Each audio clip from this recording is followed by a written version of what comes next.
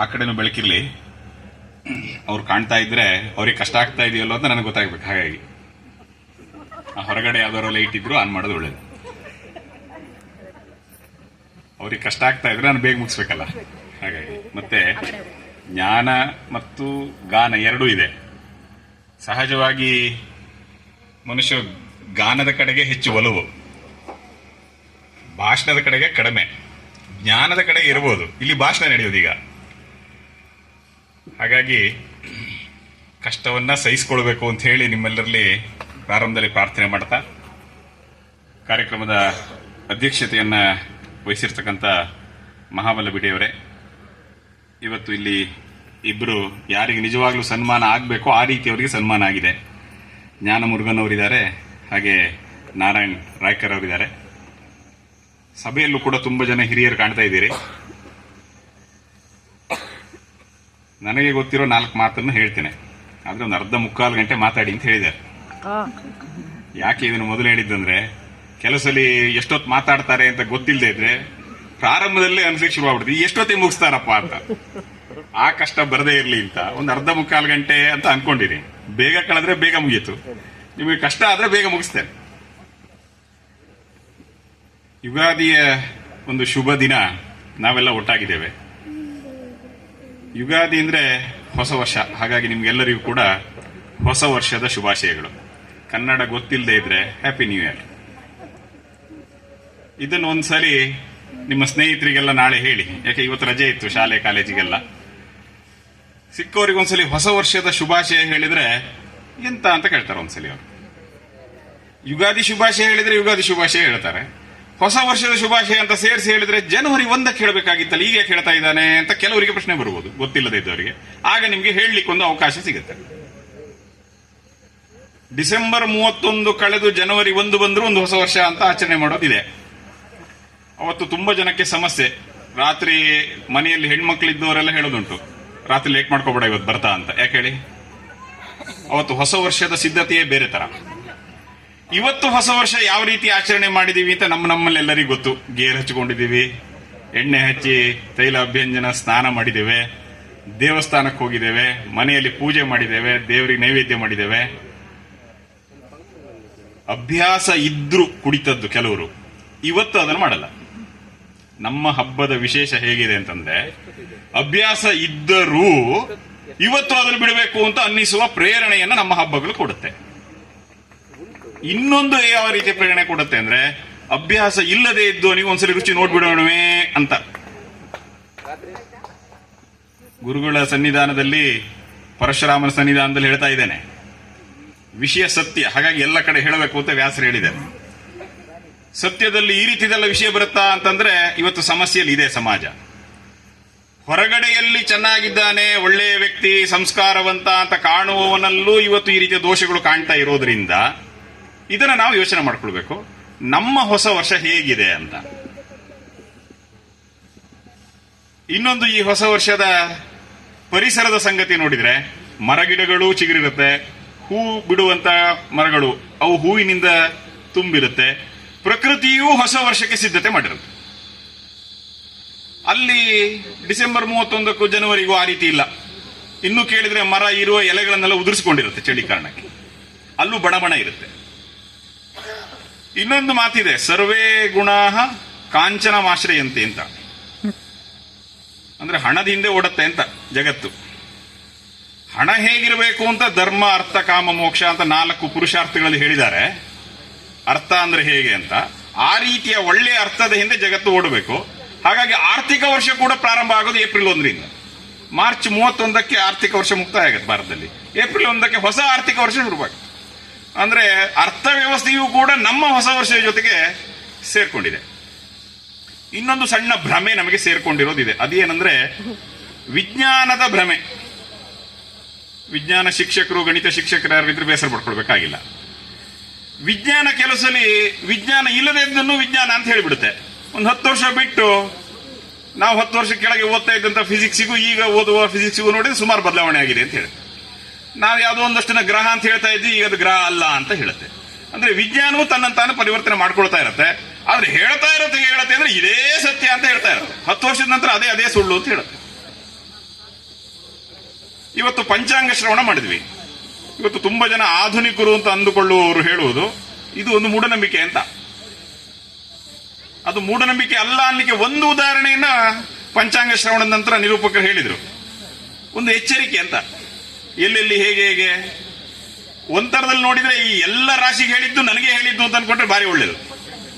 ಅದ್ರಲ್ಲಿ ಮನೆ ಕಟ್ಟು ಅಂತನೂ ಇರುತ್ತೆ, ಜಾಗ್ರತೆ ಅಂತನೂ ಇರುತ್ತೆ. ಶನಿ ಭಯನೂ ಇದೆ ಅಂತ ಹೇಳುತ್ತೆ, ಗುರು ಬಲ ಇದು ಅಂತನೂ ಹೇಳುತ್ತೆ. ಈಗ ಎಲ್ಲವೂ ಇದೆ ನಮಗೆ. ನಾವೆಲ್ಲರೂ ಸೇರಿ ಸಮಷ್ಟಿಯಾಗಿ ನೋಡಿದಾಗ ಈ ಎಲ್ಲವೂ ನಮ್ಮೆಲ್ಲರಿಗೂ ಸೇರಿದ್ದು ಅಂತ ಇಟ್ಕೊಂಡು ನೋಡಬೇಕು. ಆದ್ರೆ ಈ ಪಂಚಾಂಗವನ್ನ ಮೂಢನಂಬಿಕೆ ಅಂತ ಹೇಳಿದ್ರು. ಯಾರು? ಜ್ಞಾನಪೀಠ ಪ್ರಶಸ್ತಿ ಎಲ್ಲ ತಗೊಂಡವ್ರು, ಇಲ್ಲಿ ಹಣ ಕೊಟ್ಟು ತಗೊಂಡವ್ರು ಕೆಲವರು. ಅವ್ರು ಹೇಳಿದ್ದು ಮೂಢನಂಬಿಕೆ ಅಂತ ಹೇಳಿದ್ರು. ಆದ್ರೆ ಕ್ಯಾಲೆಂಡರ್ ಹೇಗಿದೆ ಅಂತ ಒಂದು ಸ್ವಲ್ಪ ನಾವು ಅವಲೋಕನ ಮಾಡಿದ್ರೆ ಈಗ ನನ್ನ ಜೊತೆಗೆ ನೀವು ಮಾತಾಡ್ಬೋದು. ಉದಾಹರಣೆಗೆ ನಮ್ಮ ಕ್ಯಾಲೆಂಡರ್ನಲ್ಲಿ ಜನವರಿಯಿಂದ ಶುರುವಾಗುವ ಕ್ಯಾಲೆಂಡರ್ನಲ್ಲಿ ಸೆಪ್ಟೆಂಬರ್ ಅಂತ ಒಂದು ತಿಂಗಳು ಬರುತ್ತೆ. ಕೇಳಿದ್ದೀರಾ? ಸಂಸ್ಕೃತದಲ್ಲಿ ಸಪ್ತ ಅಂತ ಒಂದು ಶಬ್ದ ಇದೆ. ಸಪ್ತ ಸ್ವರ ಕೇಳಿದಿರಲ್ಲ? ಸಪ್ತ ಅಂದ್ರೆ 7. ಆ ಸಪ್ತ ಸಂಸ್ಕೃತದಲ್ಲಿ 7 ಆಯ್ತು. 7 ಇಂದ ಸೆಪ್ಟೆಂಬರ್ ಬಂತು. ಸೆಪ್ಟೆಂಬರ್ 7ನೇ ತಿಂಗಳಾಗಿರ್ಬೇಕಾಗಿತ್ತು. ಸೆಪ್ಟೆಂಬರ್ ಎಷ್ಟನೇ ತಿಂಗಳಾಗಿದೆ? 9ನೇ ತಿಂಗಳಾಗ್ಬಿಟ್ಟಿದೆ. ಅದರ ನಂತರ ಇನ್ನೊಂದು ತಿಂಗಳು ಬರುತ್ತೆ, ಅಕ್ಟೋಬರ್ ಅಂತ ಅದಕ್ಕೆ ಹೆಸರು. ಅಷ್ಟ ಅಂತ ಸಂಸ್ಕೃತದಲ್ಲಿ ಪದ ಇದೆ. ಅಷ್ಟ ಅಂದ್ರೆ ಅದು 8. ಅಷ್ಟದಿಂದ ಆಕ್ಟೋ ಬಂದಿದ್ದು. ಆಕ್ಟಾಗನ್ ಕೇಳಿದಿರಿ? ಆಕ್ಟೋಪಸ್ ಕೇಳಿದಿರಿ? ಆಕ್ಟೋಪಸ್ಗೆ ಎಷ್ಟು ಕಾಲಿರುತ್ತೆ? 8 ಕಾಲಿರುತ್ತೆ ಅಲ್ವಾ? ಆಕ್ಟೋ ಅಂದ್ರೆ ಅದು 8. ಅಕ್ಟೋಬರ್ 8ನೇ ತಿಂಗಳಾಗಬೇಕಾಗಿತ್ತು. ಅಕ್ಟೋಬರ್ ಎಷ್ಟನೇ ತಿಂಗಳಾಗಿದೆ? 10ನೇ ತಿಂಗಳಾಗ್ಬಿಟ್ಟಿದೆ. 9 ಇಂದ ನವೆಂಬರ್ 9ನೇ ತಿಂಗಳಾಗಬೇಕಾಗಿತ್ತು. ನವೆಂಬರ್ 11ನೇ ತಿಂಗಳಾಗ್ಬಿಟ್ಟಿದೆ. ದಶದಿಂದ ಡೆಸಿಮಲ್ ಸಿಸ್ಟಮ್, ದಶಮಾನ ಪದ್ಧತಿ ಅಂತ ಶಾಲೆಯಲ್ಲಿ ಕಲ್ತಿದ್ದೀವಿ ನಾವು. ಡೆಸಿ ಅಂದ್ರೆ 10, ಡಿಸೆಂಬರ್ 12ನೇ ತಿಂಗಳಾಗ್ಬಿಟ್ಟಿದೆ. ಯಾವುದು ವೈಜ್ಞಾನಿಕ ಅಂತ ಹೇಳ್ತಾ ಇದೆಯೋ ಅದರ ವೈಜ್ಞಾನಿಕ ಬಗ್ಗೆನೇ ಒಂದು ಪ್ರಶ್ನೆ ಬರುತ್ತಲ್ವ ಮನಸ್ಸಲ್ಲಿ. ಅದನ್ನ ವಿಜ್ಞಾನ ಅಂತ ಹೇಳ್ತಿದೀವಿ. ನಮ್ಮ ಪಂಚಾಂಗವನ್ನ ಮೂಢನಂಬಿಕೆ ಅಂತ ಹೇಳ್ತಾ ಇದೀವಿ. ಕಾಲ ಹೇಗಾಗಿದೆ ನೋಡಿ. ಮನೆಯಲ್ಲಿ ದೇವಸ್ಥಾನದಲ್ಲಿ ಪಂಚಾಂಗ ಶ್ರವಣ ಮಾಡಿದ ಹುಡುಗನು ನಾಳೆ ಹೋಗಿ ಶಾಲೆಯಲ್ಲಿ ಕೇಳಿದ್ರೆ ಪಂಚಾಂಗ ಮೂಢನಂಬಿಕೆ ಅಂತ ಹೇಳುವ ಸ್ಥಿತಿ ಯಾಕೆ ಬರುತ್ತೆ ಅಂದ್ರೆ ಅದರ ಮೂಲ ಏನಿದೆ, ಅದರಲ್ಲಿ ತಿಳ್ಕೊಳ್ಬೇಕಾದ ಸಂಗತಿ ಏನಿದೆ, ಅದರ ಬಗ್ಗೆ ಅಧ್ಯಯನ ಕಡಿಮೆ ಆಗಿರೋದು. ವಿಶೇಷವಾಗಿ ವರಹ ಮೀರನ ನಂತರ, ಆರ್ಯಭಟನ ನಂತರ ಜ್ಯೋತಿಷ್ಶಾಸ್ತ್ರದಲ್ಲೂ ಅಧ್ಯಯನ ಕಡಿಮೆ ಆಗ್ಬಿಟ್ಟಿದೆ. ಇವತ್ತು ಆ ರೀತಿಯವರು ಮತ್ತೆ ಹುಟ್ಟಿ ಬರಬೇಕು. ಈಗ ಅದು ಬರ್ತಾ ಇಲ್ಲ. ಕಾರಣ ಯಾಕೆಂದ್ರೆ ನಮ್ಮನ್ನ ಹುಟ್ಟಿನಿಂದಲೇ ಈ ಮೂಲದಿಂದ ದೂರಕ್ಕೆ ತೆಗೆದುಕೊಂಡು ಹೋಗುವ ಕೆಲಸ ನಡೀತಾ ಇದೆ. ನಮ್ಮ ಅಪ್ಪ ಶಾಲೆಗೆ ಹೋಗ್ಬೇಕಾದ್ರೆ ನಮ್ಮ ಅಪ್ಪನ ವಯಸ್ಸಿನವರಿಗೆಲ್ಲ ನೆನಪಾಗ್ಬೋದು. ಅವರಿಗೆ ಶಾಲೆಯಲ್ಲಿ ಒಂದು ಪದ್ಯ ಇತ್ತು, ಅಜ್ಜನ ಕೋಲಿದು ಎಣ್ಣೆಯ ಕುದುರೆ ಕಾಲಿಲ್ಲದೆಯೂ ಓಡುವ ಕುದುರೆ ಅಂತ. ಕೇಳಿದಿರಾ? ಎಂತ ಚೆನ್ನಾಗಿದೆ ನೋಡಿ ಪದ್ಯ. ಅಜ್ಜನ ಕೋಲು, ಮನೆಯಲ್ಲಿ ಊರ್ಕೊಂಡು ಓಡಾಡುವ ಕೋಲನ್ನ 2 ಕಾಲು ಮಧ್ಯೆ ಇಟ್ಕೊಂಡು ಕುದುರೆ ಅಂತ ಓಡುದು. ಕುದುರೆ ಇಲ್ಲ ಅವನ ಮನೆಯಲ್ಲಿ. ಅಜ್ಜನ ಕೋಲೇ ಕುದುರೆ. ಅಜ್ಜನ ನೆನಪಾಗತ್ತೆ, ಅಜ್ಜನ ಪ್ರೀತಿಯ ನೆನಪಾಗತ್ತೆ. ಅಜ್ಜ ಕೋಲ್ ಇಟ್ಕೊಂಡು ಅಜ್ಜನ ನೆನಪು ಮಾಡ್ಕೊಳ್ತಾ ಓಡುವ ಕುದುರೆಯ ಹಾಡು ಪದ್ಯ ಶಾಲೆಯಲ್ಲಿ ಇದ್ದಿದ್ದು. ನಾವೆಲ್ಲ ಶಾಲೆಗೆ ಹೋಗ್ಬೇಕಾದ್ರೆ ನನ್ನ ವಯಸ್ಸಿನವ್ರು ಇದ್ದವರಿಗೆ ನೆನಪಾಗುತ್ತೆ, ಸತ್ಯವೇ ನಮ್ಮ ತಾಯಿ ತಂದೆ, ಸತ್ಯವೇ ನಮ್ಮ ಬಂಧು ಬಳಗ, ಸತ್ಯವಾಕ್ಯಕ್ಕೆ ತಪ್ಪಿ ನಡೆದರೆ ಮೆಚ್ಚನ ಪರಮಾತ್ಮನು. ಗೋವಿನ ಹಾಡಿನ ಪದ್ಯ ಇತ್ತು. ನನ್ನ ಮಗಳನ್ನ 1ನೇ ಕ್ಲಾಸಿಗೆ ಸೇರಿಸಿದೆ. ಅವಳಿಗೆ ಪದ್ಯ, ಹಣ ಹಣ ಹಣ ಜೇಬು ತುಂಬ ಹಣ, ಮೇಲಕ್ಕೆತ್ತಿ ಬಿಡಲು ಕೆಳಗೆ ಟಣರಣ. ನಮ್ಮ ಅಪ್ಪ ಓದಬೇಕಾದ್ರೆ ಅಜ್ಜನ ಕೋಲಿದ್ದು, ನಾನು ಶಾಲೆಗೆ ಹೋಗ್ಬೇಕಾದ್ರೆ ಅದು ಗೌರ್ಮೆಂಟ್ ಶಾಲೆ. ಆಗ ಸತ್ಯವೇ ನಮ್ಮ ತಾಯಿ ತಂದೆ ಇದ್ದಿದ್ದು. ನನ್ನ ಮಗಳು ಬರಬೇಕಾದ್ರೆ ಹಣ ಹಣ ಹಣ ಆಗಿದ್ದು ಹೇಗೆ? ಎಲ್ಲಿ ವ್ಯವಸ್ಥೆ ತಪ್ಪು, ಎಲ್ಲಿ ನಮ್ಮ ಮೂಲ ನಂಬಿಕೆಗಳು ದೂರ ಆಯ್ತು ಅಂದ್ರೆ ಇಲ್ಲೆಲ್ಲ ಅದರ ಗುರುತುಗಳು ಸಿಗುತ್ತೆ, ಎಲ್ಲ ಸಿಗುತ್ತೆ. ಕಳೆದ ವರ್ಷ ನಾನು ಮೊಳಕಾಲ್ಮೂರಿಗೆ ಹೋಗಿದ್ದೆ. ನಮ್ಮ ಕರ್ನಾಟಕದಲ್ಲಿ ಅತಿ ಕಡಿಮೆ ಮಳೆ ಬೀಳುವ ಪ್ರದೇಶ ಅಂತ ಅದನ್ನು ಗುರುತಿಸಿದ್ದಾರೆ, ಮೊಳಕಾಲ್ಮೂರು. ಅಲ್ಲಿ ಒಂದು ಶಾಲೆಯಲ್ಲಿ ಕಾರ್ಯಕ್ರಮ. ಆ ಶಾಲೆಯಲ್ಲಿ ಹೋಗ್ಬೇಕಾದ್ರೆ ಹೈಸ್ಕೂಲ್ ಮಕ್ಕಳಿಗೆ ಕಾರ್ಯಕ್ರಮ ಇಟ್ಕೊಂಡಿದ್ರು. ಪ್ರೈಮರಿಯಲ್ಲೆಲ್ಲ ಆಸ್ ಯೂಶುವಲ್ ಕ್ಲಾಸ್ ನಡೀತಾ ಇತ್ತು. ಅಲ್ಲಿ ಮಕ್ಕಳು ಹೇಳ್ತಾ ಇದ್ರು, ಓ ರೈನ್ ರೈನ್ ಗೋ ಅವೇ, ಓ ರೈನ್ ರೈನ್ ಗೋ ಅವೇ ಅಂತ ಪದ್ಯ ಹೇಳ್ತಾ ಇದ್ರು. ಅಲ್ಲರಿ, ಮೊಳಕಾಲ್ಮೂರಲ್ಲಿ ನೀರೇ ಬೀಳಲ್ಲ, ಇಲ್ಲಿ ನೋಡಿದ್ರೆ ರೈನ್ ರೈನ್ ಗೋ ಅವೇ ಅಂತ ಪದ್ಯ ಹೇಳ್ಕೊಡ್ತಾ ಇದ್ರು. ಅದು ಲಂಡನ್ ಅಲ್ಲಿ ಹೇಳ್ಕೊಡ್ತಾರೆ, ಹಾಗಾಗಿ ನಾವು ಹೇಳ್ಕೊಡ್ತಾ ಇದೀವಿ ಅಂತ ಹೇಳಿದ್ರು. ಆ ಕಾನ್ವೆಂಟ್ ಶಾಲೆಗೆ ಬರುವ ಮಗುವಿನ ಅಪ್ಪ ರೈತ, ಅವನು ರಾಗಿನೋ ಜೋಳನೋ ಬಿತ್ತಿ ಒಂದು ಮೊಳಕೆ ಬರಲಿ, ಒಂದು 4 ಹನಿಯನ್ನ ಮಳೆ ಚೆಲ್ಲಿ ವರುಣ ಅಂತ ಕಾಯ್ತಾ ಇದ್ರೆ ಆ ಮಕ್ಕಳು ಬಂದು ಶಾಲೆಯಲ್ಲಿ ಹೇಳ್ತಾ ಇದ್ದಾರೆ ರೈನ್ ರೈನ್ ಗೋ ಅವೇ ಅಂತ. ದೇವರು ಕೂಡ ಮಕ್ಕಳು ಮಾತು ಕೇಳೋದು ನೋಡಿ. ಹಾಗಾಗಿ ಮೊಳಕಾಲ್ಮೂರಲ್ಲಿ ಮಳೆ ಬರ್ತಾ ಇಲ್ಲ, ಆ ಮೊಳಕೆ ಬರ್ತಿಲ್ಲ. ನಮ್ಮ ಶಿಕ್ಷಣ ಇಲ್ಲಿನ ಮೂಲಕ್ಕೆ ಪೂರಕವಾದ್ದು ದೊರಕತೆ ಹೋದ್ರೆ ನಮ್ಮನ್ನ ಎಲ್ಲಿಗೆ ತಗೊಂಡು ಹೋಗುತ್ತೆ ಅಲ್ಲಿಗೆ ಇದು ಉದಾಹರಣೆ. ಇವತ್ತು ಉಡುಪಿ ಮತ್ತು ಮಂಗಳೂರಿನ ಸೆಕೆ ಇಲ್ಲಿ ಬರ್ತಾ ಇದೆ, ಅಲ್ಲೇ ಹೇಗೆ ಸೆಕೆ ಆಗಿರ್ಬೇಕು ಅಂತ ಯೋಚನೆ ಮಾಡಿ, ಅಲ್ಲಿ ಇವತ್ತು ಶಾಲಾ ಕಾಲೇಜಿಗೆ ಹೋಗ್ಬೇಕಾದ್ರೆ ಸೂಟು ಬೂಟು ಕೋಟು ಟೈ ಎಲ್ಲ ಹಾಕೊಂಡು ಹೋಗ್ಬೇಕು. ನಾವು ಹೋಗ್ತಾ ಇದ್ದಾಗ ಶರ್ಟ್ ಬಿಚ್ಚೋಣ ಅಂತ ಅನ್ಸುತ್ತೆ ಅಂತ ಸೆಕೆಯಲ್ಲಿ. ಅಂತ ಜಾಗದಲ್ಲಿ ಮಕ್ಕಳು ಸೂಟು ಕೋಟು ಬೂಟು ಎಲ್ಲ ಯಾಕೆ ಅಂತ ಕೇಳಿದ್ರೆ ಅದು ಲಂಡನ್ ಅಲ್ಲಿ ಇದೆ ಅಂತ ಹೇಳ್ತಾರೆ. ಲಂಡನ್ ಅಲ್ಲಿ ಯಾಕಿದೆ ಅಂದ್ರೆ ಅಲ್ಲಿ ಚಳಿ ಸ್ವಾಮಿ, ವರ್ಷ ಪೂರ್ತಿ ಹಿಮ ಬೀಳ್ತಾ ಇರುತ್ತೆ, ಚಳಿಗೆ ಅವರು ಕೋಟ್ ಹಾಕೋಬೇಕು. ಇಲ್ಲಿ ಇಲ್ಲ, ಅಲ್ಲಿ ಹಾಕ್ತಾರೆ, ನಾವು ಹಾಕ್ಬೇಕು. ಈ ರೀತಿಯ ಒಂದು ಆತ್ಮ ವಿಸ್ಮೃತಿ ನಮ್ಮ ದೇಶದಲ್ಲಿ ಬಂತು. ನಮ್ಮ ದೇಶದಲ್ಲಿ ಗುರುಕುಲ ಪದ್ಧತಿ ಇತ್ತು ಅಂತ ಹೇಳ್ತಾರೆ. ಗುರುಕುಲ ಪದ್ಧತಿಯಲ್ಲಿ ಮಕ್ಕಳು ಕಲಿತಾ ಇದ್ದಾಗ ಈ ಸಮಸ್ಯೆ ಇರಲಿಲ್ಲ. ಮೆಕಾಲೆ ಅಂತ ಒಬ್ಬ ಭಾರತಕ್ಕೆ ಬಂದ. ಅವನು ಭಾರತದಲ್ಲೆಲ್ಲ ಓಡಾಡಿದ. ಅವನು ಮುಂಬೈನಲ್ಲಿ ಒಂದು ಹೋಟೆಲ್ನಲ್ಲಿ ಉಳ್ಕೊಂಡಿದ್ದ. ಆ ಹೋಟೆಲಿನ ಎದುರುಗಡೆ ಎತ್ತರದ ಒಂದು ಗುಡ್ಡದ ಮೇಲೆ ದೇವಸ್ಥಾನ, ನಮ್ಮ ಮಲ್ಲಪ್ಪನ ಬೆಟ್ಟ ಯೋಚನೆ ಮಾಡ್ಕೋಬಹುದು, ಅಷ್ಟು ಎತ್ತರದ ದೇವಸ್ಥಾನ. ಇವ್ನು ನೋಡ್ತಾ ಇದ್ದ. ಒಬ್ಬ ದೇವಸ್ಥಾನಕ್ಕೆ ಹೋದವನು ಬೆಳಿಗ್ಗೆ ಮುಂಚೆ ಆ ದೇವಸ್ಥಾನ ದೇವ್ರ ದರ್ಶನ ಎಲ್ಲ ಮಾಡಿ ಇಳ್ಕೊಂಡು ಬರ್ತಾ ಇದ್ದ. ಇಳ್ಕೊಂಡು ಬರ್ತಾ ಇರೋವನನ್ನ ಇವನು ನೋಡಿ ಅನ್ಕೊಂಡ ಮೆಕಾಲೆ, ಅವನು ಹಾಕಿರುವ ಬಟ್ಟೆಯಿಂದ ಒಬ್ಬ ಸಾಮಾನ್ಯ ವ್ಯಕ್ತಿ ಇವನು ಅಂತ ಅಂದ್ಕೊಂಡ. ಕೆಳಗಡೆಯಿಂದ ಇನ್ನೊಬ್ಬ ವ್ಯಕ್ತಿ ಹೋಗ್ತಾ ಇದ್ದಾನೆ. ಅವನು ಹಾಕಿರೋ ಬಟ್ಟೆ ಇದನ್ನೆಲ್ಲ ನೋಡಿದ್ರೆ ಗೊತ್ತಾಗ್ತಾ ಇದೆ ಇವನಿಗೆ ಇವನೊಬ್ಬ ಶ್ರೀಮಂತ ವ್ಯಕ್ತಿ ಅಂತ ಗೊತ್ತಾಯ್ತು. ಒಂದಷ್ಟು ದೂರ ಹೋಗ್ಕೊಳ್ಳಿ ಪರಿಚಯ ಸಿಗುತ್ತಲ್ಲ, ಪರಿಚಯ ಸಿಗ್ತಾ ಇದ್ದ ಹಾಗೇನೆ ಈ ಶ್ರೀಮಂತ ವ್ಯಕ್ತಿ ಓಡೋಡಿ ಹೋಗಿ ಇಳ್ಕೊಂಡು ಬರ್ತಾ ಇದ್ದಂತ ಆ ಸಾಮಾನ್ಯ ವ್ಯಕ್ತಿ ಕಾಲಿಗೆ ನಮಸ್ಕಾರ ಮಾಡಿಬಿಟ್ಟ. ಆಶ್ಚರ್ಯ ಆಯ್ತು ಮೆಕಾಲೆಗೆ. ಒಬ್ಬ ಸಾಮಾನ್ಯ ವ್ಯಕ್ತಿಗೆ ಒಬ್ಬ ಶ್ರೀಮಂತ ನಮಸ್ಕಾರ ಮಾಡೋದ? ಇವನು ಕಾಯ್ತಾ ಇದ್ದ. ಆ ಶ್ರೀಮಂತ ಬಂದ ಮೇಲೆ ಅವನ್ನ ಕೇಳದಂತೆ, ನೀನು ಹೋಗಿ ಹೋಗಿ ಆ ಬಡವನ ಕಾಲಿಗೆ, ಸಾಮಾನ್ಯ ವ್ಯಕ್ತಿಯ ಕಾಲಿಗೆ ಯಾಕೆ ನಮಸ್ಕಾರ ಮಾಡಿದೆ ಅಂತ. ಆಗ ಆ ವ್ಯಕ್ತಿ ಹೇಳ್ದ, ಆ ಸಾಮಾನ್ಯ ವ್ಯಕ್ತಿ ಬಡವ ಅಂತ ನೀವು ಯಾರನ್ನ ಹೇಳ್ತಾ ಇದ್ದೀರೋ ಅವರು ನನ್ನ ಮಗನ ಗುರುಗಳು ಅಂತ ಹೇಳಿದ್ರು. ಈ ಶ್ರೀಮಂತ ವ್ಯಕ್ತಿ ನಮಸ್ಕಾರ ಮಾಡಿದ್ದು ಅವನ ಮಗನ ಗುರುಗಳಿಗೆ. ಇವತ್ತು ನಮ್ಮ ಗುರುಗಳಿಗೆ ನಾವು ನಮಸ್ಕಾರ ಮಾಡೋದೇ ಕಷ್ಟ. ಎಂತ ಸಂಸ್ಕೃತಿ ಇತ್ತು ಮೆಕಾಲೆ ಶಿಕ್ಷಣ, ಬ್ರಿಟಿಷ್ ಶಿಕ್ಷಣ ಭಾರತಕ್ಕೆ ಬರದೇ ಇದ್ದಿದ್ರೆ ಎಂತ ಸಂಸ್ಕೃತಿ ಇತ್ತು ಅನ್ನೋದನ್ನ ನಾವು ಅರ್ಥ ಮಾಡ್ಕೊಳ್ಬೇಕು. ಇವತ್ತು ಇದು ನಮ್ಮಿಂದ ದೂರ ಆಗ್ತಾ ಇದೆ. ಈ ಯುಗಾದಿ ಇನ್ನೊಮ್ಮೆ ನಮಗೆ ನಮ್ಮ ಮೂಲವನ್ನ ನೆನಪು ಮಾಡ್ಬೋದೆ? ಅದು ಈ ಜ್ಞಾನ ವಸಂತದ ಮೂಲಕ ನಾವು ನೋಡಬೇಕಾಗಿರುವ ದೃಷ್ಟಿ ಅಂತ ನನಗನ್ಸುತ್ತೆ. ಒಬ್ಬರು ಹಿರಿಯರು, ಅವರು ಎಲ್ಲ ಕಡೆ ಭಾಷಣಕ್ಕೆ ಹೋಗ್ತಾ ಇದ್ದವರು, ತುಂಬಾ ಚೆನ್ನಾಗಿ ಭಾಷಣ ಮಾಡ್ತಾ ಇದ್ರು. ಅವರು ಮನೆ ಬಿಟ್ಟು RSS ಪ್ರಚಾರಕರಾಗಿದ್ರು. ಹಾಗೆ ಓಡಾಡ್ತಾ ಇದ್ರು. ಒಂದ್ಸಲಿ ಅವ್ರ ಊರಿಗೆ ಬಂದ್ರತ್ತು. ಆಗ ಊರಿಗೆ ಬಂದಾಗ ಅವರ ತಾಯಿಗೆ ಹೇಳಿದ್ರು, ನಿಮ್ಮ ಮಗ ತುಂಬಾ ಚೆನ್ನಾಗಿ ಮಾತಾಡ್ತಾರೆ, ಅವರು ಈ ಸಲ ನಮ್ಮ ಊರ ಹತ್ರದಲ್ಲೇ ಮಾತಾಡೋರಿದ್ದಾರೆ, ನೀವು ಬನ್ನಿ ಅದನ್ನ ಕೇಳಕ್ಕೆ ಅಂತ. ಸರಿ ಅಂತ ಆ ತಾಯಿ ಅವ್ರ ಮಾತನ್ನ ಕೇಳಲಿಕ್ಕೆ ಅಂತ ಬಂದ್ರು. ಅವ್ರು ತುಂಬಾ ಚೆನ್ನಾಗಿ ಮಾತಾಡಿದ್ರು, ತುಂಬಾ ವಿಷಯಗಳನ್ನೆಲ್ಲ ಹೇಳಿದ್ರು. ಹೇಳಲ್ಲ ಆದ್ಮೇಲೆ ಒಂದ್ ಸಣ್ಣ ಡವಡವ, ಯಾಕೆ ಅಮ್ಮ ಬಂದ್ಬಿಟ್ಟಿದ್ದಾರೆ ಇವತ್ತು ಕೇಳಕ್ಕೆ ಅಂತ. ಕಾರ್ಯಕ್ರಮ ಎಲ್ಲ ಮುಗಿದ್ಮೇಲೆ ಅವತ್ತು ಮನೆಗೆ ಬಂದವರು ಅವ್ರು ಕೇಳಿದಂತೆ, ಅಮ್ಮ ಏನಾಯ್ತಮ್ಮ, ನಾನು ಮಾತಾಡಿ ಸರಿ ಆಯ್ತಾ ಅಂತ ಕೇಳಿದಂತೆ. ಅದಕ್ಕೆ ಅಮ್ಮ ಹೇಳಿದಂತೆ, ಎಂತ ಮಾತಾಡ್ದಿಯೇನೋ, ಒಂದು ರಾಮ್ ಇಲ್ಲ, ಒಂದು ಕೃಷ್ಣ ಇಲ್ಲ, ಎಂತ ಮಾತಾಡ್ದಿಯೇನೋ ಅಂತ ಹೇಳ್ಬಿಟ್ರು. ಅವತ್ತಿನಿಂದ ಅವ್ರ ಜೀವನ ಪೂರ್ಣ ರಾಮ ಕೃಷ್ಣ ಬರದೆ ಮಾತು ಮುಗಿಸ್ತಾ ಇರ್ಲಿಲ್ಲ. ಅಂದ್ರೆ ನಮ್ಮ ಜೀವನದ ಜೊತೆಗೆ, ಭಾರತೀಯ ಜೀವನದ ಜೊತೆಗೆ, ಹಿಂದೂ ಜೀವನ ಪದ್ಧತಿ ಜೊತೆಗೆ ರಾಮ ಕೃಷ್ಣ ಜೋಡ್ಕೊಂಡ್ಬಿಟ್ಟಿದ್ದಾರೆ. ಅವ್ರು ನಮ್ಮ ಜೊತೆಗಿದ್ರೆ, ಎಲ್ಲ ಸನ್ನಿವೇಶಗಳು ನಮ್ಮ ಜೊತೆಗಿದ್ರೆ, ನಮ್ಮ ದಿಕ್ಕು, ಬದುಕಿನ ದಿಕ್ಕು ಅದು ಸರಿಯಾದ ದಿಕ್ಕಿಗೆ ಹೋಗುತ್ತೆ ಅಂತ ಹೇಳ್ತಾರೆ.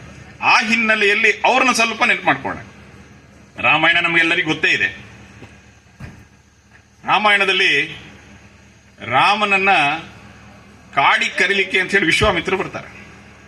ವಿಶ್ವಾಮಿತ್ರ ಬರ್ತಾ ಇದ್ದ ಹಾಗೆ ದಶರಥ ಹೋಗ್ಬಿಟ್ಟು ವಿಶ್ವಾಮಿತ್ರ ಹೇಳ್ತಾನಂತೆ, ಬನ್ನಿ ನನ್ನಿಂದ ಏನಾಗ್ಬೇಕು ಎಲ್ಲ ಮಾಡ್ಕೊಳ್ತೀನಿ, ಯಾಕೆ ರಾಜ ಅಲ್ವಾ, ಬನ್ನಿ ಅಂತ ಸ್ವಾಗತಿಸಿ ಒಳಗ್ ಕರೆದು ಅವ್ರಿಗೆ ಅರ್ಘ್ಯ ಪಾದ್ಯ ಎಲ್ಲ ಕೊಟ್ಟ ನಂತರ ವಿಶ್ವಾಮಿತ್ರ ಹೇಳಿದ್ರು, ನಾನೊಂದು ಯಾಗ ಮಾಡ್ತಾ ಇದ್ದೇನೆ, ಆ ಯಾಗಕ್ಕೆ ಅಡಚಣೆ ಮಾಡ್ಲಿಕ್ಕೆ ತುಂಬಾ ರಾಕ್ಷಸರೆಲ್ಲ ಬರ್ತಾ ಇದ್ದಾರೆ, ಮಾರೀಚ, ಸುಬಾಹು, ತಾಟಕಿ ಇವರೆಲ್ಲ. ಆ ಯಜ್ಞವನ್ನ ಚೆನ್ನಾಗಿ ಮಾಡಬೇಕು, ನಾನು ನಿರ್ವಿಘ್ನವಾಗಿ ಮಾಡಬೇಕು ಅಂದ್ರೆ ಅದರ ರಕ್ಷಣೆಗೆ ನಿನ್ನ ಮಗ ರಾಮನ್ನ ಕಳಿಸ್ಕೊಡ್ಬೇಕು ಅಂತ. ದಶರಥ ಮೊದಲು ಮಾತು ಕೊಟ್ಟಿದ್ದಾನೆ, ಬನ್ನಿ ಏನಾಗ್ಬೇಕು ನನ್ನಿಂದ ಎಲ್ಲ ಮಾಡ್ಕೊಡ್ತೀನಿ ಅಂತ ಹೇಳಿದ್ದಾನೆ. ಆದ್ರೆ ಈಗ ಒಂದು ಸಣ್ಣ ಭಯ, ರಾಮನ ಕಳಿಸೋದು ಹೇಗೆ? ನಿಧಾನಕ್ಕೆ ಹೇಳ್ತಾನೆ ವಿಶ್ವಾಮಿತ್ರರಿಗೆ, ಅವನಿಗೆ ಇನ್ನು ನನ್ನ ರಾಮನಿಗೆ 16 ವರ್ಷ ಆಗಿಲ್ಲ, ಅವನ್ ಹೇಗೆ ಕಳಿಸೋದು? ವಸಿಷ್ಠರು ಪಕ್ಕದಲ್ಲಿದ್ದವ್ರು ನೆನಪು ಮಾಡಿದ್ರಂತೆ, ಇಲ್ಲ ಇಲ್ಲ ಇಲ್ಲ ನೀನ್ ಕಳಿಸ್ಕೊಡ್ಲೇಬೇಕು. ಯಾಕೆ? ಒಳಗ್ ಬರ್ಬೇಕಾದ್ರೆ ನೀನು ಮಾತು ಕೊಟ್ಟಿದ್ಯಲ್ಲ, ನನ್ನಿಂದ ಏನಾಗ್ಬೇಕು ಅದನ್ನ ನಡೆಸ್ಕೊಡ್ತೀನಿ ಅಂತ ಹೇಳಿದ್ಯಾ.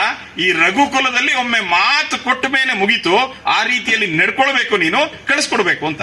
ವಸಿಷ್ಠರ ಮಾತಿಗೆ ಒಪ್ಪಿ ದಶರಥ ಕಳಿಸ್ಕೊಟ್ಟ. ಮಾತಿಗೆ ಹೇಗಿತ್ತು ಬೆಲೆ ಈ ನಾಡಿನಲ್ಲಿ ಅಂತ ನೋಡಿ.